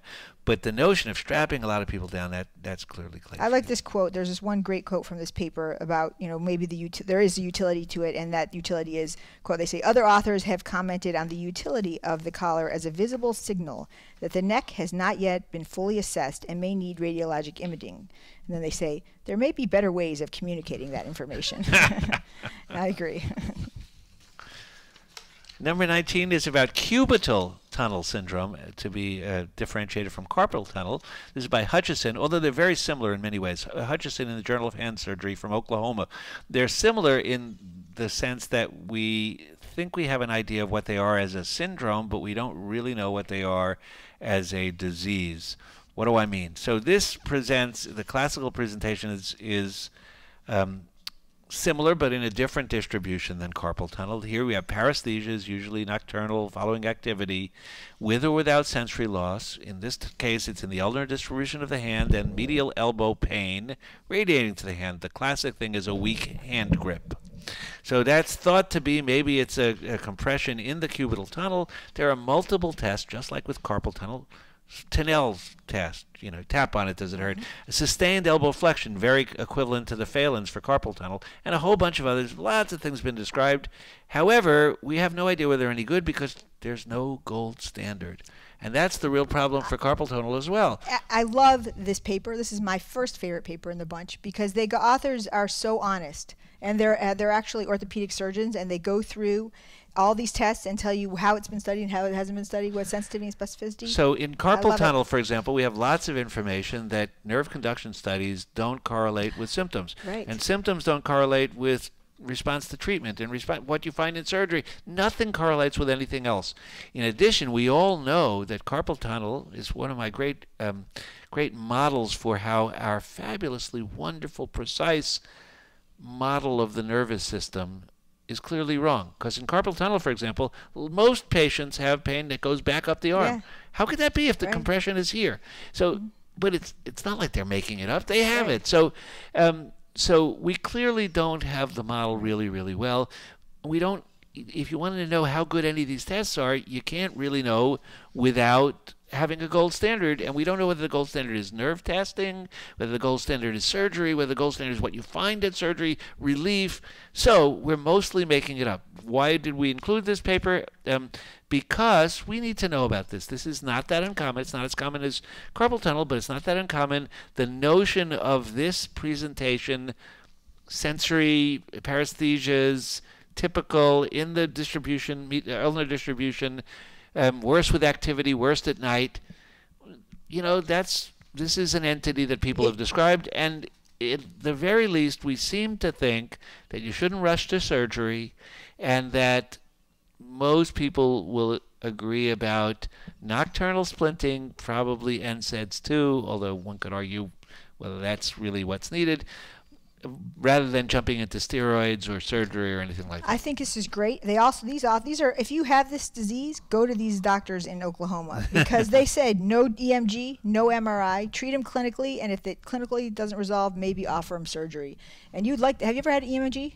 Oh, Did yeah. You had them? Oh, yeah. So many times. That's not fun, huh? No. You don't need it for this, right? Miserable. Yeah. Although what's interesting is that EMG, for those of you who don't know, is also operator dependent. You can have it done where it's really, really painful, and it's never fun because it's the shock. You get these shocks, but it can be made much less painful. You've had it many times. Have you ever had an NG tube? I have had an NG tube. Which is worse? An NG tube. NG tube. Okay. So it's bad, not as bad as an NG tube, but I like I said, these guys are my orthopedic heroes. I think it's a great article. Yeah. Really great. Okay, number 20 is by Wong. Delays and poor management of scaphoid fractures, factors contributing to non-union. So these authors from University of Toronto, another Canadian study here, state basically trying to find out, are there factors that make scaphoid fractures heal poorly? In emergency medicine, we're very afraid of scaphoid fractures. We know they have high incidence of non-union. We think we don't pick them up well because the x-ray could be negative, and so maybe this study can help us see who's going to have union or not union. So basically this is a retrospective study, really bad methods, about patients that came in were to one single orthopedic surgeon who just tried to determine by interviewing them and also calling them later on what happened in their care. And so all these patients that came to the surgeon, right, had non-union. That's why they came to him. Right. So this is not all scaphoid fractures. This is only, we don't know what the denominator is. This is the people who ultimately ended up with a surgeon because they had non-union. My exact point. This is the numerator of non-union. It could be the exact same factors in the denominator patients that healed fine. So this does not help us differentiate. This looks at what are the factors. But it does say, I think there are a few points that are useful here. So most of them involved the waist, which is not, what we usually think about completely with non-union. Only Right. 23% involved the proximal pole in these. One thing that is very useful. And two of them were distal pole, which is really Yeah. weird. That's not supposed to be A happen. lot of them didn't even remember their trauma. A big percentage of them didn't remember having the trauma, or they came to the doctor and the doctor didn't order an X-ray. They said this is Right. what they retrospectively said. Right? But it's hard. Bias. But it's also hard to know. Did they not order an X-ray because they weren't complaining about their hand? Right. Who Maybe knows? they were just drunk, because if you didn't remember hurting it, maybe it was because you were drunk. Who knows? Why? But a lot of them didn't remember it. And so of these patients had appropriate care. 42 of 88 had completely appropriate care and still had non-union. So you can get good care and still have a bad result. And one of the points that I thought was perhaps the most important one in the paper, because at least I can understand something from it, is that 7 of them had a normal initial plain X-ray. And so we've all been taught that you can't trust that initial X-ray because it could be, and it's a small fracture, Sure. etc. And we just did this paper challenging the concept of a similar thing, that their neck's broken and they're going to miss it and they're going to pith themselves. And here, at least there is, I think the one thing that this paper does suggest is that there is a real entity where people come in, they get an initial X-ray, it's negative, and then they go on to non-union. Now, would they have done better if somebody had splinted them appropriately? I can't say that. But it does at least validate, in part, the notion of you got to be careful and don't just rely on an initial X-ray. Oh, of our concern and what we're doing. Putting Yeah. them in, that makes sense as well. And one other thing I was going to say about this is that some of these patients had chronic pain for 7.5 years, and they didn't even remember their injury. It may be worth, if it's over the scaphoid, or it could be over, near the scaphoid, it may be worth getting an X-ray on them, because you may discover a non-healing, either that then in the emergency department, or make sure that they get one in follow-up. Right. So even if it's not acute scaphoid Exactly. injury, Right. but they're tender over it, you should Right. worry about it. And that's the place where, ironically, the plain X-ray is probably Right. fine. By then it will help you. Right. But remember, there's one of my favorite papers ever was this paper where they challenged the myth that you could do the plain X-ray 2 weeks later and figure it out, because they took what the study did was they took people who had a fracture, people who didn't have a fracture, people whose initial X-ray was read as negative and later X-ray was read as positive, all combinations you could come up with. They mixed up all the X-rays and they gave them to senior orthopedists and senior radiologists, and they said, diagnose it. And when they didn't know which was the initial X-ray and which was the 2-week X-ray, they couldn't tell the difference. Okay, so you can't do The that. notion that you could tell just because 2 weeks later this fracture line, now you have all the repair, it's probably wrong. So Rick says that the appropriate response is do the MRI right now if you're worried, prevent the 2 weeks. I don't think you have to do that. I think what you could do is splint them, and you'll know in 2 weeks, not because there's an X-ray, but because 2 weeks later when the patient comes back, or even 5 days later, they've taken the splint off because it's normal. Or, it still hurts, doctor. That's the one you worry about. That makes sense. I can't see doing an MRI in all those people. Yeah, for the most part. I- maybe as an outpatient next couple If days. it costs nothing, I could see it. Otherwise, not so good. But one other thing is it tries to blame basically physicians for not doing a good job in taking care Yeah, of them to we begin don't with. know. Yeah. So we don't know. But the one point is that there were some people that a normal X-ray ended up with Right, that's a good non-union. point. Take that home. And also that they can have chronic non-union and they may present for that, and Exactly. it may be worth doing an X-ray. Number 21, I like is a nice simple paper with a simple take-home point. Acetaminophen, ibuprofen, alone or in combination. This is by Purcell from King's College Hospital in London in the Archives of Diseases of Children. And they looked for and found 6 studies of antiparesis asking should you give one, the other, or both. And I'll start off by saying that fever phobia is crazy and we shouldn't worry about how much you can lower the temperature. The only reason to do it is to make the kid feel better, and so making a whole big deal out of it is a little bit crazy. But even within that context, they found these 6 studies. They found that if you gave both, there was a marginal difference from hours 5 to 6. The first 4 hours, there's no difference. 5 to 6, it lasted a little longer. And that was it. That was the whole benefit of giving 2. There were problems with all of the studies that they identified. They were small, they were short-term, they had problems with external validity. But the authors conclude, and I think it's absolutely true, in the absence of any evidence of real benefit, why should we be doing polypharmacy. I personally do not understand why we make such a big deal out of this, and I also don't understand why we would use an NSAID. NSAIDs are pretty good. They're safe. They're reasonable. They're just not any better than and nor nearly as safe as acetaminophen. So personally, you've all heard me say this a million times. Well, they may last a little bit longer. It shows that they may last a little bit longer. You know, that's not what's in this paper. There's a half of a degree or a quarter of a degree difference for an hour or two. What's the difference? Well, if your kid, this is what I used to do with my kids, and give them more. Well, but I don't want to wake up at 5 a.m. and give them more. So I would give them the acetaminophen during the day every 4 hours, and then before they went to bed, I'd give them the ibuprofen. It did last a little longer. Well, what they said here is the combo lasted a little longer. That's what they say in this paper, but other things. The 6 studies.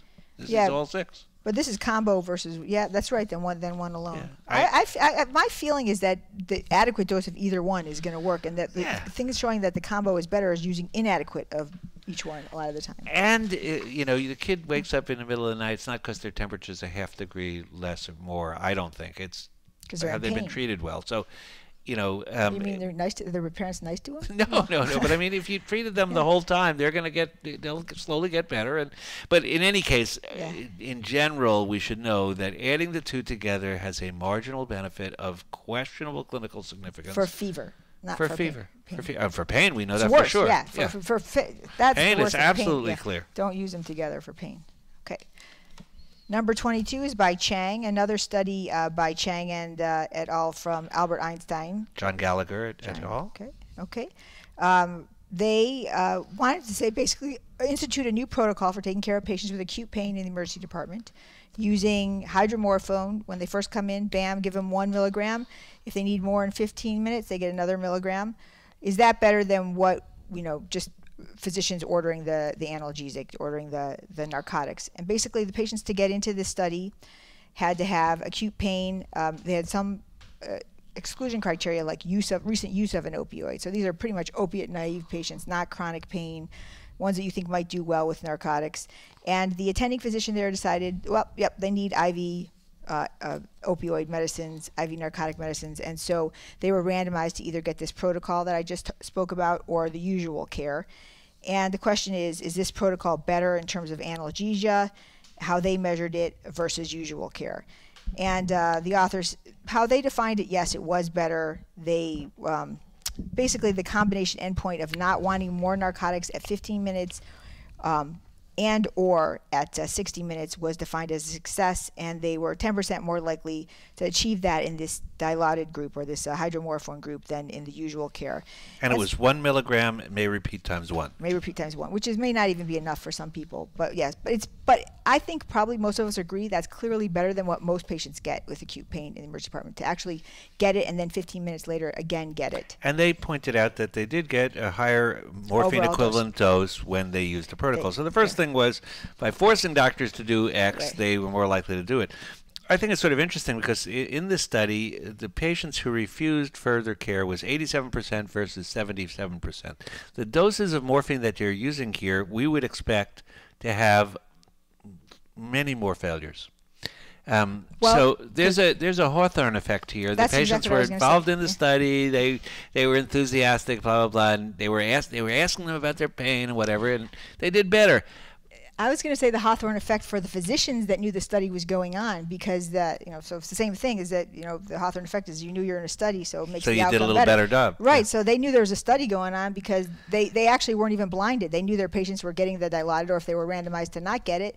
But I'm a big believer that we need to do better with care, and the way to do that is to give whatever dose you want to start with. It shouldn't be a trivial dose. It should be a real dose, but whatever it is. But the critical thing is rapid titration. I don't think 15 minutes is rapid enough for bad pain. For really bad pain, it should be 5 minutes or 10 minutes. That's the most you need to know what the effect of the morphine is. And there shouldn't be times 1. It should be times as much as you need. I agree. You're not allowed to do that. But we actually have an order saying this exact protocol is one of our order sets in our computerized order entry. And I tell you, most of the time when I write for the second dose in 15 minutes, if they want it, I still get asked by the nurse. They need more, so they're not even using it most of the time. So I think this is diluted. I think it definitely works better than what we usually do, and it's diluted by the fact that these that the doctors are attuned to pain. They knew there's a study was going on. But not all pain is the same, and there are some people where you can be reasonable and give overtime, etc. But if you're treating really bad pain, you should try to get rid of it, and you should be able to do that in the vast majority of patients by hovering around them, making sure that they get more medicine until they're better. And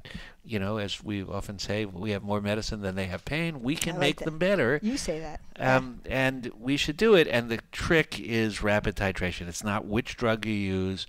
Yeah, I agree. Well, the 1 milligram of Dilaudid is equivalent to 7 of morphine, and often I will give 2 milligrams of Dilaudid, so that would be 14 or 15 of morphine, which the nurse would probably look at me kind of off if I wrote for that. You should see what I've done. What have you done? 30? I've done a lot. The one other thing I wanted to say is that it's many of these patients probably had biliary colic, which may again dilute the effect because some of them got Toradol, didn't get Toradol, or an NSAID, which is probably specific for colic, but a lot of them were in that demographic of abdominal pain with. Right. So anyway, we should do. We need to do better. We know how to do it. Let's just do it. Yes, I would say this worked, and the side effects weren't any worse. So go ahead and do it. Whether you use this protocol or not, I'm not going to use this protocol. But just if you watch patients and you titrate reasonably, you're going to do fine. Number 23 is about antibiotics and community-acquired MRSA in children. This is by somebody named Schneider-Lindner from Montreal Children's Hospital in Archives of Pediatric and Adolescent Medicine. They used a national database to review prior antibiotic use 6 months before a diagnosis of MRSA, but not within the month before, because they wanted this to be related to prior use of antibiotics rather than we only diagnosed MRSA today, but we've already been treating it for a month. So they said 6 months ago up to a month ago, did you get antibiotics? And now you have MRSA. 300 cases, 9,000 age-matched controls who didn't have MRSA. And they found a very striking dose-response effect of you were much more likely to get MRSA if you'd gotten an antibiotic during that period, and if you got more than one antibiotic, the more antibiotics you got, the more likely you were to get MRSA. This was particularly true with use of a quinolone. Now, we have to be very careful with this type of study, and the details are very, very questionable. All the details are questionable. Because of the way that the data is gathered. There are many ways in which what you find by looking after the fact. There is an association. May be misleading. But I do think that it's consistent with all we know about antibiotics. We know very well from lots of studies that they increase your resistance to all sorts of things, and so we shouldn't expect that they wouldn't increase resistance to staph as well. Okay. And I think this is. It has a potential utility talking to moms. Maybe talking to moms, but I could be a hypocrite because this study actually, there's too many problems with it. This is not the way you get community-acquired MRSA. It's out there circulating in the community, and then you catch it. It's not. What they're trying to imply here is that you get a bunch of antibiotics. These kids got antibiotics 6 months before, and then the staph in their body became community-acquired MRSA, but that's not how it works. Well, I don't know how it. I'm not sure I know how it works. I'm not sure I know how it works. Well, I think this is consistent with what we know, and I think also, Carolyn, that you're right. We shouldn't be more critical of studies that. Right. Say things we don't like than not. But I also don't believe that studies are all or nothing. It's not like any study proves something 100%. And most studies, some studies are worthless. But no, this isn't proof. But I think it probably is right. I think there's an association. There's lots of associations. The vaccinated kids were more likely to have, to get MRSA too. But the very strong dose response effect, the more antibiotics you got, is very supportive. This is my hypothesis. It's also just a hypothesis, is that these people. This is a subset of our patients that come into the doctor for complaints wanting antibiotics, or they come in for this or that. Actually, I think there's a big subset of patients that have MRSA, and also this was just a clinical diagnosis of MRSA. It was not any kind of laboratory confirmation. So patients come in and they think it's they think that they have MRSA. You think it's a MRSA because it looks like a bunch of scabs or something. And some of those people are subclinical, they'll never come in. But the ones that come in and get diagnosed are also more likely the ones that would come in and complain about something else and get an antibiotic. So you're Yeah. right that there are many potential threats to this. I still believe that it provides some evidence. And I agree with you completely. We give too many antibiotics, and I guess you're saying use this to convince I them would not to give definitely them. say to Mom, you But- don't want your kid to come back with MRSA, do you? But see, I'm being a hypocrite then. I can't do it. Well, then you don't. Okay. That's fine. Okay. Oh, now I get okay. Number 24 is Klein does delivery of midazolam or Versed via these little atomizers in the nose or in the mouth work better or as well as giving oral midazolam for sedation prior to laceration repair. And this was published in the Annals of Emergency Medicine. And so basically what these authors did was randomize these kids to either getting the oral midazolam, which has its limitations. I don't use that too much for sedation. Yeah. I've had some issues with that. But anyway, so the oral midazolam in a dose of 0.5 milligram per kilogram, or intranasal in the atomizer in the nose, or intrabuccal in the atomizer in the mouth at 0.3 milligrams per kilogram. And we've done lots and lots of papers that show that for midazolam in particular, but for all the benzodiazepines, for most of them, most routes work, and they mostly work quickly. Okay.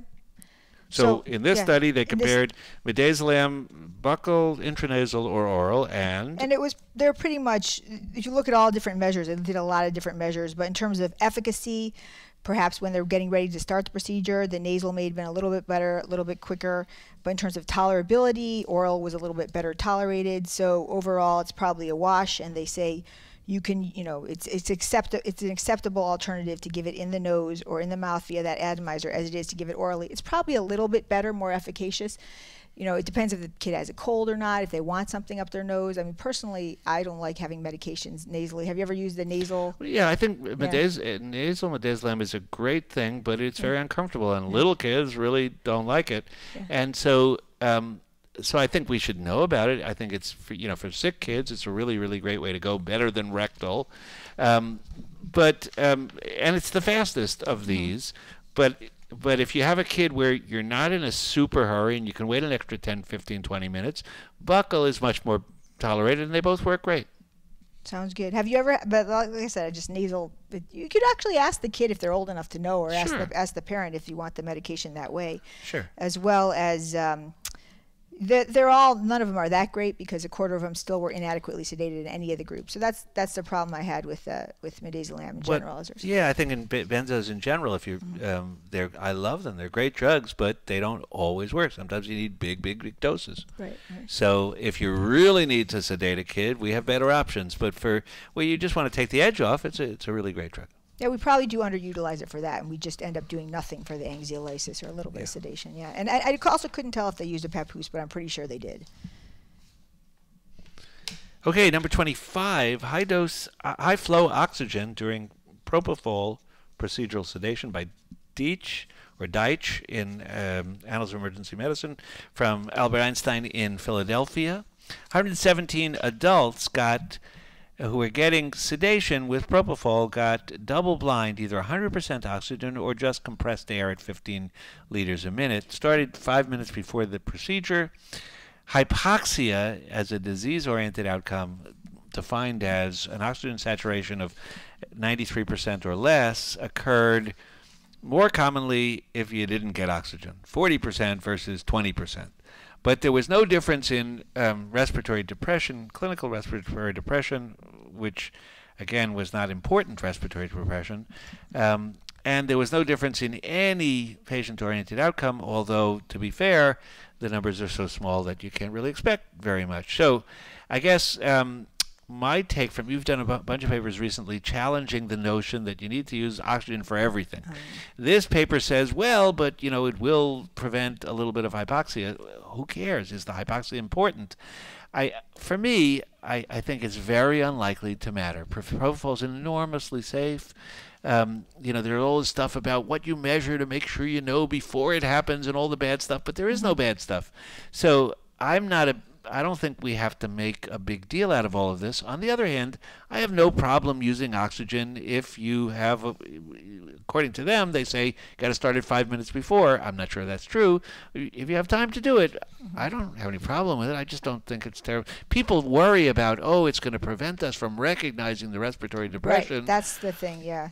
I think that's crazy. I mean, I want them respiratory depression. They need to stop breathing for. I mean, if it's very going to have a very short effect. Period of time, yeah, you want respiratory depression. That's okay. As long as they're oxygenated, right, who cares? Exactly. That's the whole point of using it.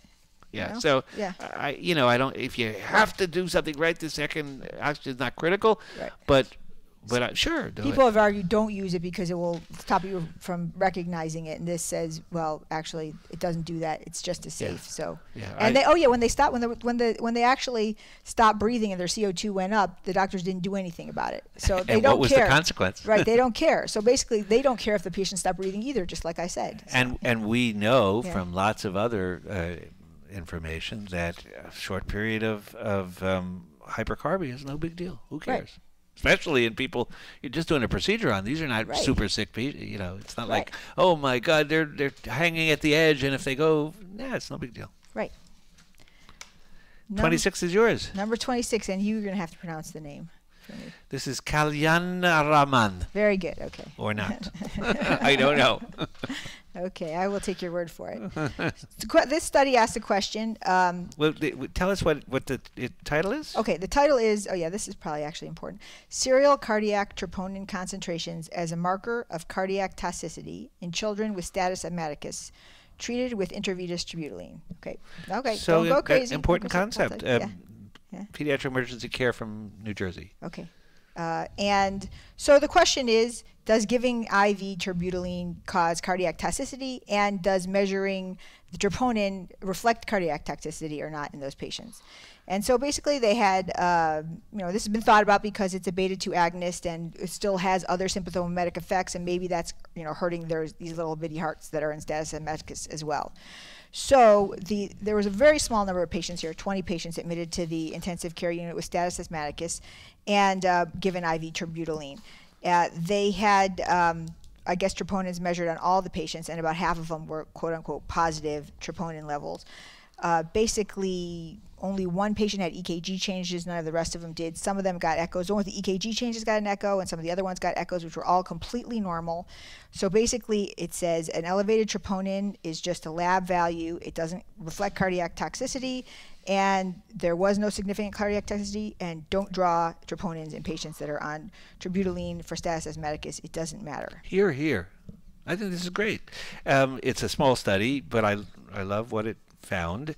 And not that I would ever use IV terbutaline. I don't think there's really much reason to use IV terbutaline. I'm a big believer in using huge doses of inhaled betas. And then if you absolutely need, I think there is a role for IV epinephrine in a very rare patient. But the notion that you're going to harm them by these cardiac toxins, this is before your time, Carolyn, but when I was in training, the treatment of asthma in everybody of acute asthma was sub-Q epinephrine 3 times every 20 minutes. IV is safer. You can titrate it. You know exactly how much you're giving. It didn't hurt anybody. And if you have underlying cardiac disease, it's not to say that giving a powerful sympathomimetic can't be harmful, but if you have really bad underlying heart disease and you're really bad status asthmaticus, you're going to be harmed from not getting better, not because we gave you a medicine.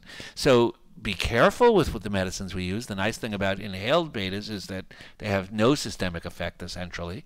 So they're super safe, but if you need to use more, the risk is failure to treat it, not the risk of the medicine. So use it carefully.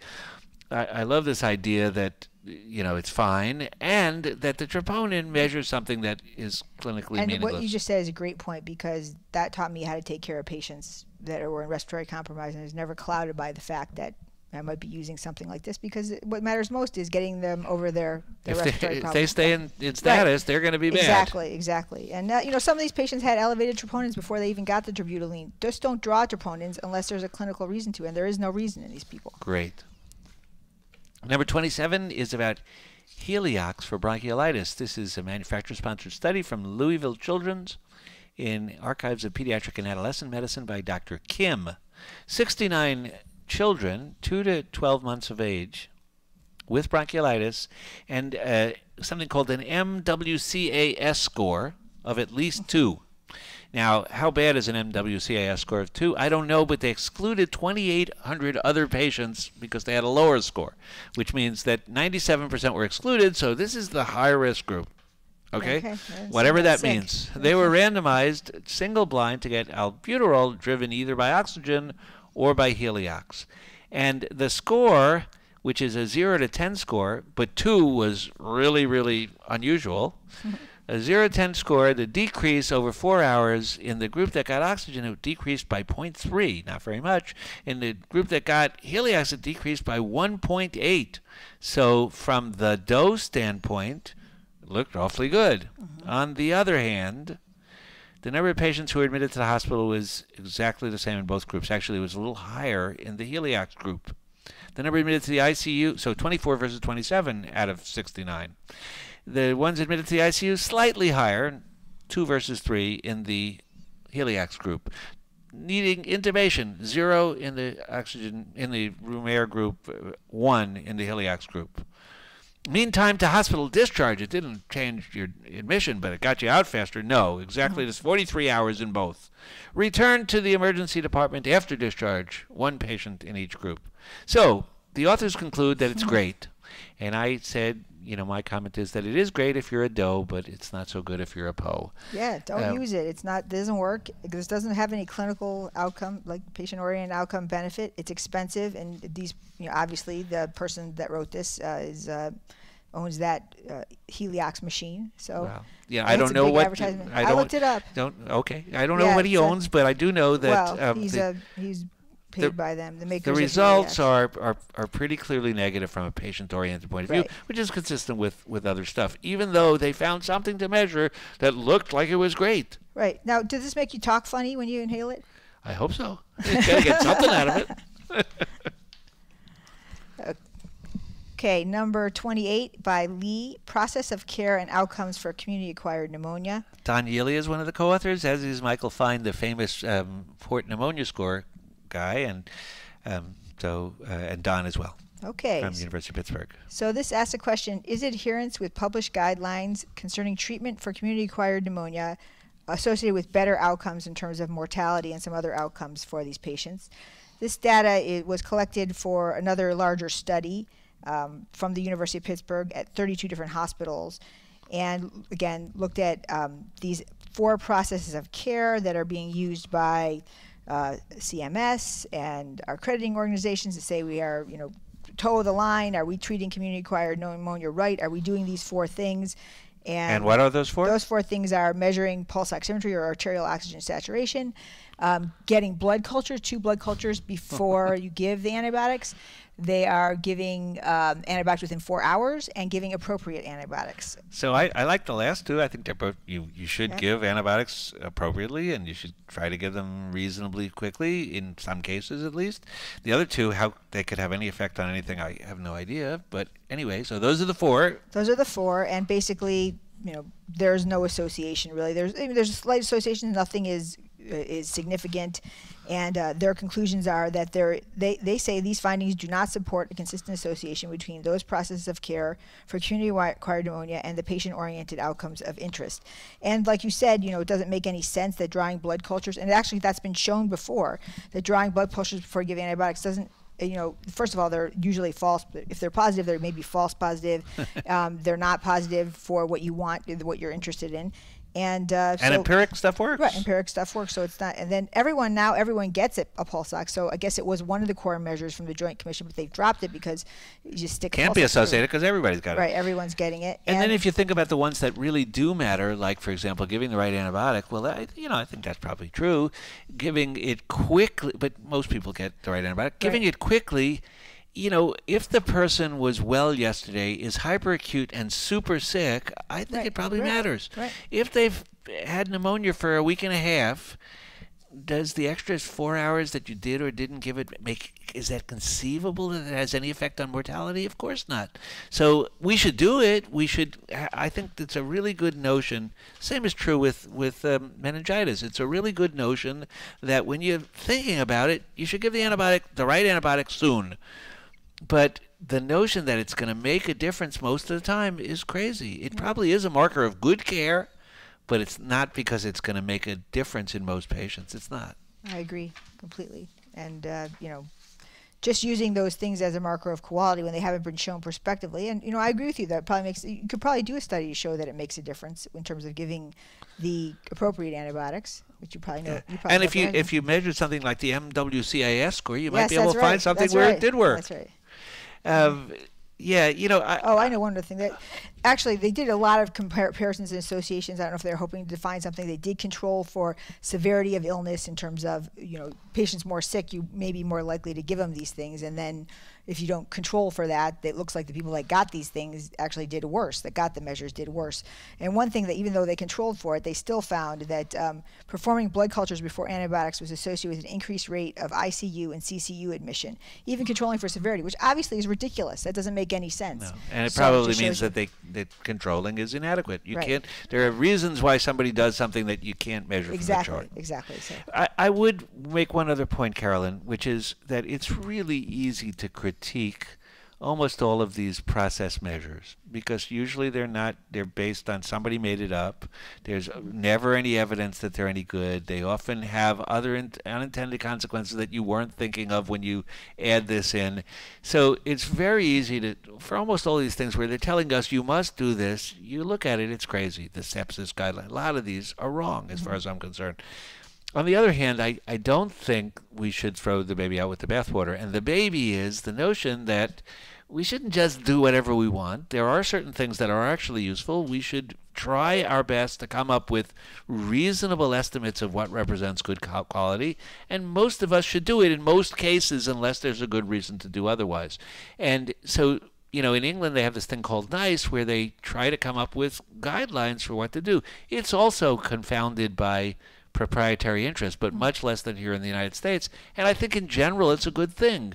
We shouldn't be afraid of bureaucrats telling us what to do. No, we should, as a group, we should together come up with what's reasonable and what's not. You don't just do things, MRIs in everybody because you want to. There should be rules of, guidelines about what's reasonable.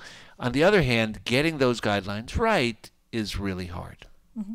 Well, I don't think these are completely unreasonable. It's not like you are doing an MRI on these people, and these people are getting their IV. Well, the blood anyway. culture is a little crazy. It is, but it's not. Probably not the end of the world, Yeah, but it's not. no, I think it's probably not a good idea. But anyway. Okay. Number 29 is by our friend Ron Walls. It's about intubation in the emergency department. It's from the Near 2 group. Ron's from the Brigham. Published in Journal of Emergency Medicine, a prospective multi-center registry, 9,000 intubations in the emergency department, a quarter of them for trauma, an eighth of them for cardiac arrest, almost all done by an emergency physician. More than two-thirds they used RSI, and the results were really good. They were successful. The first attempt, more than 80%. The first method, with more than one attempt, 95%. Overall, 99%. Crike was done in less than 1% and just over 1% in trauma. They couldn't find any medication errors in this prospective database. Adverse events occurred in 10%, but most of these are trivial. The adverse event was a missed airway. Okay, you don't always get it. A little bit of local trauma, local bleeding, etc. So overall, it's just a review and an endorsement that we all do this, and it's not perfect. Nothing is perfect, but the results are awfully good. Okay, not to be a hypocrite again, but Okay. I mean, I think I will use this to say we do a good job as emergency physicians. They captured about 80% of the intubations at the one study that they audited, which is one center which they audited, which is UC Davis. So we don't know what it's like. I mean, they may have missed 20%, maybe more. So probably it relies on the people to put in their own intubations, and Yes. so they may have missed some. But And maybe you don't put in the ones you don't. The results weren't so good. But exactly. But I agree. I mean, I think we do a great job with this. The course put on by Ron Walls, the airway course, is fantastic. New devices, new rescue devices. I've never felt more comfortable in the emergency department now taking care of airways with the backup systems that we have. I know you always were comfortable. Well, but we Yeah. should always know that Yeah. there's going to be that case out there which is impossible, and where they can't do it in the OR and they can't do it Right. with where you got a really distorted airway and bleeding. It could be hard, but the vast majority of airways where Right. this is not rocket science. This is something that we do a lot of, and we're really well trained in, and we worry about. Obviously, you got to get good at it. Right. And when it's, like I said, it's never been safer. And nowadays with these cameras, it makes it silly. It's great. It's no more fun. Well, no more adrenaline rush, huh? Yeah, exactly. Well, the one other thing is you and I have done a number of bad areas together.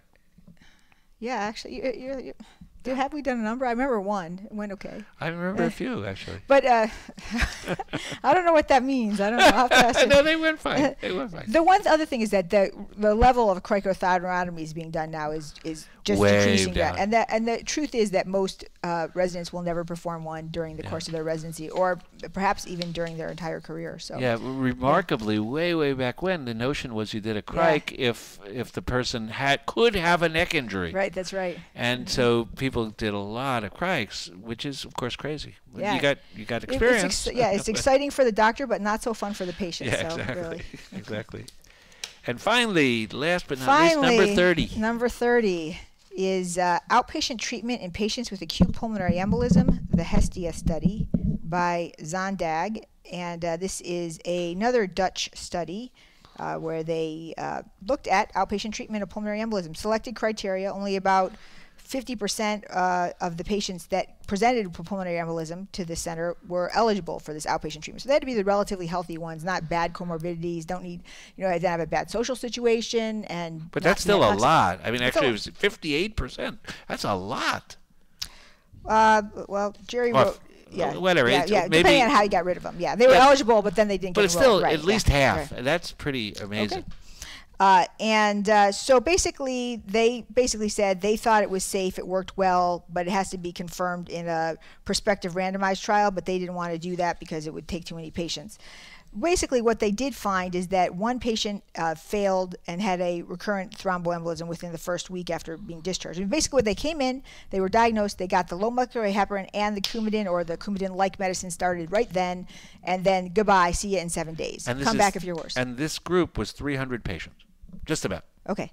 So basically, they got the shot and the oral vitamin K antagonist, and they were gone, and it didn't come back for 7 days unless they got worse. One guy came back, or woman, I'm not sure, because basically they still had a clot, and the reason was because they weren't giving themselves the low molecular weight heparin.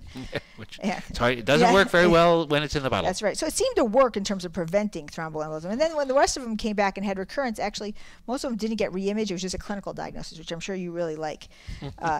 But there was one problem with the side effects of the medication, and that one patient came back at 7 days with a fatal intracranial hemorrhage. She was relatively young; she was in her 50s, and her hypertension wasn't well controlled, and her INR was 4. So at first I thought, well, they are better. We can't extrapolate this to the United States because they have the Dutch thrombosis services that keeps really good track of these people. But actually, 3-month follow-up in 100%. They followed them up really well in 3 months. So they were supposed to be followed in a week. We've lost like 70% in a 2 days. Yeah. Anyway, go ahead. So I thought that they were, but when you think about the more hypervigilant doctors and care that you get in the United States, you're followed up more earlier than 7 days. Most of the people aren't admitted for 7 days. If you're admitted for the PE, it's 1-2 days. Really, it's not going to be 7 days usually. And so this patient would have been home anyway at that point when she. And who knows whether she would have had a hemorrhage in the hospital? Anyway, even if she was controlled. However, I think waiting 7 days is not always, maybe they need follow-up in 3 days. Maybe they need someone to check in on them in 3 days. I mean, the overall results of this are fabulous. Now, I have to admit, one of the things we keep mentioning is that 20 years ago, 30 years ago, the case fatality rate of pulmonary embolism was 20%, and nowadays it's 0.4%, something like that, or 1%. It's very, very low. Right. So it's a different disease. Right. It's not because we have better treatment. We don't have better. We have the same treatment. So when we make this diagnosis, we're including all those who are really sick, and we're including a whole other bunch who have the disease but are really overdiagnosed. They probably do fine regardless. Right. It's hard to know exactly who's who, but particularly in an era of overdiagnosis, I think probably most of those patients who are almost certainly going to do fine, putting them in the hospital is probably only going to make it worse. So I do think this is, a little bit of support for the notion of, and the very reasonable notion that if you have a good way to watch the patients, there is no mandatory reason that you'd want to keep them in the hospital. Yep. And yet, what are you going to do in the hospital except for check their INR, which you can get as an outpatient? And really, maybe that was the only thing that they would have needed to do differently to prevent that one fatal intracranial hemorrhage. Who knows? So we are now done with our 30 papers, and it's time for a little banter. Okay. So I will mention, I only have one letter from you guys this month. What's wrong? Andy Neal. It was your email problem. Sent me, that's true, I'm having trouble with my email, maybe that's it. Sent me a note where he says, Andy's from Maynooth, Ireland. Have you ever been to Maynooth, Ireland? I've never been to Ireland. Ireland, it's a lovely country. I want to go. It is lovely. He says, I mentioned that Bernie Lown invented the defibrillator as an Irishman and a grad of Queen's University in Belfast. He has to point out that the guy who brought defibrillators to ambulances was Professor Pantridge, who both made and implemented the first portable defibrillator. And that's absolutely true. Dr. Pantridge, Professor Pantridge, well known to those of us who trained way back when, because he was. Am I included in that? Did you know? No, I don't remember that stuff anyway. No, he was a pretty famous guy, and yes, the first real ambulance services, real ALS ambulance services, and the most important part of ALS, of course, is the defibrillator. So yes, credit to Dr. Pantridge, and yeah, that's the important thing that we do in cardiac arrest is get the defibrillator there. And then I've just mentioned I don't have any. I haven't been anywhere really great recently that I can think of. You're going to talk about the books you read, though, right? I was going to mention so bad about books. I was going to mention. I've been reading a lot, but things I really want to recommend, nah. So I'm going to recommend a couple. One is Bernice McFadden wrote a book called Gathering of Waters. It's a novel. It's lovely, really beautifully written. I think it loses its way a little bit, sort of halfway in there. But I do. It's very quick and a fun read. I recommend it. How long does it take you to read a book? Not very long. Like an hour, right? Jerry is a speed. I didn't know you were a speed reader. It depends. You don't want me to talk about that? No. Don't feel bad. No one can read as fast as him. And anyway, so it's if you like novels, it's a beautifully written book, and I thought very worth reading. Little book. Annie and I, as you know, read together out loud at night. So recently we've been reading Kafka, and we just read The Metamorphosis, which is where Gregor Samsa woke one morning to find himself transformed into a giant bug. That's the first sentence. Have you ever read Kafka? You're going to embarrass me now because, no, I have not read it. Oh, you should read. Oh, Kafka is really important. Anyway, it's fabulous. I mean, it's astonishing. I did read Crime and Punishment, which you mentioned. Crime and Punishment, fabulous, no? Yeah. Fabulous. Yeah. Dostoevsky, the ultimate. But anyway, and we're currently reading The Trial, which is also, it's just like amazing. There's a reason why these guys have lasted. Okay. Can I ask my banter question? Can I just want to mention one other last one. The nonfiction book, there are a bunch of decent ones. The one that was sort of interesting is by a guy named Larson, called In the Garden of the Beast. And it's about the American ambassador to Germany in 1933, as the Nazis were first consolidating power. About him and his daughter, who's quite a character, and it's a really interesting read. It's a true story? Yeah. Oh, that's interesting. Yeah. So go ahead. So I was going to ask you what the funniest movie you ever saw was. Just for the non-intellectual. The funniest movie I ever saw has to be, Monty Python and the Holy Grail is way up there. That'll be one. Any Groucho Marx movie is like phenomenal. And I probably, I wouldn't say it's the funniest, but one of the great funny movies, Annie Hall. Yeah, that's good. And there's a bunch of others, but those I'd put it way up at the top. How about you? So I want to laugh. Well, Sibling Rival. You might not even never seen that. I've never heard of it. You should see. Is it funny? It's so funny. Oh, yeah. Yeah, try Have it. you read? Have you watched Holy Grail, Monty Python? Yes, I did. You know, I think it's well, I shouldn't. It's funny, but I know every man I know thinks that's really funny. You know, So funny. no, that's funny. And the other thing people mention is The Princess Bride. That's what they often mention. Oh, I love Yeah. Princess Bride. But it's not Yeah. that funny. It's funny, but it's not. Yeah, that's what people usually mention. But I'm interested to hear what people say because I'm going to compile a list when I'm depressed and just watch all of them. Start laughing. Somebody was talking the other day. I was with people and we were talking about Little Miss Sunshine, fabulously funny, wonderful, Yes, but also yeah. funny, and Fish Called Wanda, Yeah, that's very funny. Yeah. There's a lot. Yeah. There's a lot. How about the best serious movie you've ever seen? The best serious movie? Well, actually, it was a funny movie too. Is When Harry Met Sally. That has everything. But I thought that was great. There's a funny scene in that. Yeah, that's pretty. Well, the whole movie's funny. I like the movie. The best serious. Well, you know what was a really good movie, and I probably can't. You put me on the spot, but I think was a really good movie was Silence of the Lambs. That was really good. Holy mackerel! That was kind of really? dark, but it was good. Yeah, I thought it was good. I've probably seen 2 minutes of it on TV.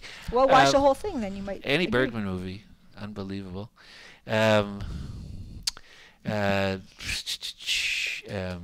Sundays in Sibel, a great movie. What's it? Forbidden Games, Jeux Interdits, fabulous. Are these like French with subtitles? Yeah. Yeah. Okay. A lot of great movies. Oh, you're gonna lose any There we opinion are. of me you There we ever are. had, huh? And, there's so many great movies. Or there's a bunch. Okay. Anyway, so what do you think? Okay. You have fun? Yep. Are we still doing this? They want to know whether you had fun. I had fun. It was really good, and then I can't say enough about what I learned from you. Oh. Really, I think. I mean, it's just listening to these abstracts. You learn more than you would, attending days and days of conference. I think from short little segments because you remember it. This is why I picked her. Yeah, This is called it does. selection bias. I felt bad because I had to. Yeah, this is Beat up great. some of your articles, yeah. I'm so delighted Yeah. to have welcomed you here. It's been wonderful. So thank you. Thank you very and much. I will see the rest of you again soon. Take care, everybody. Bye bye.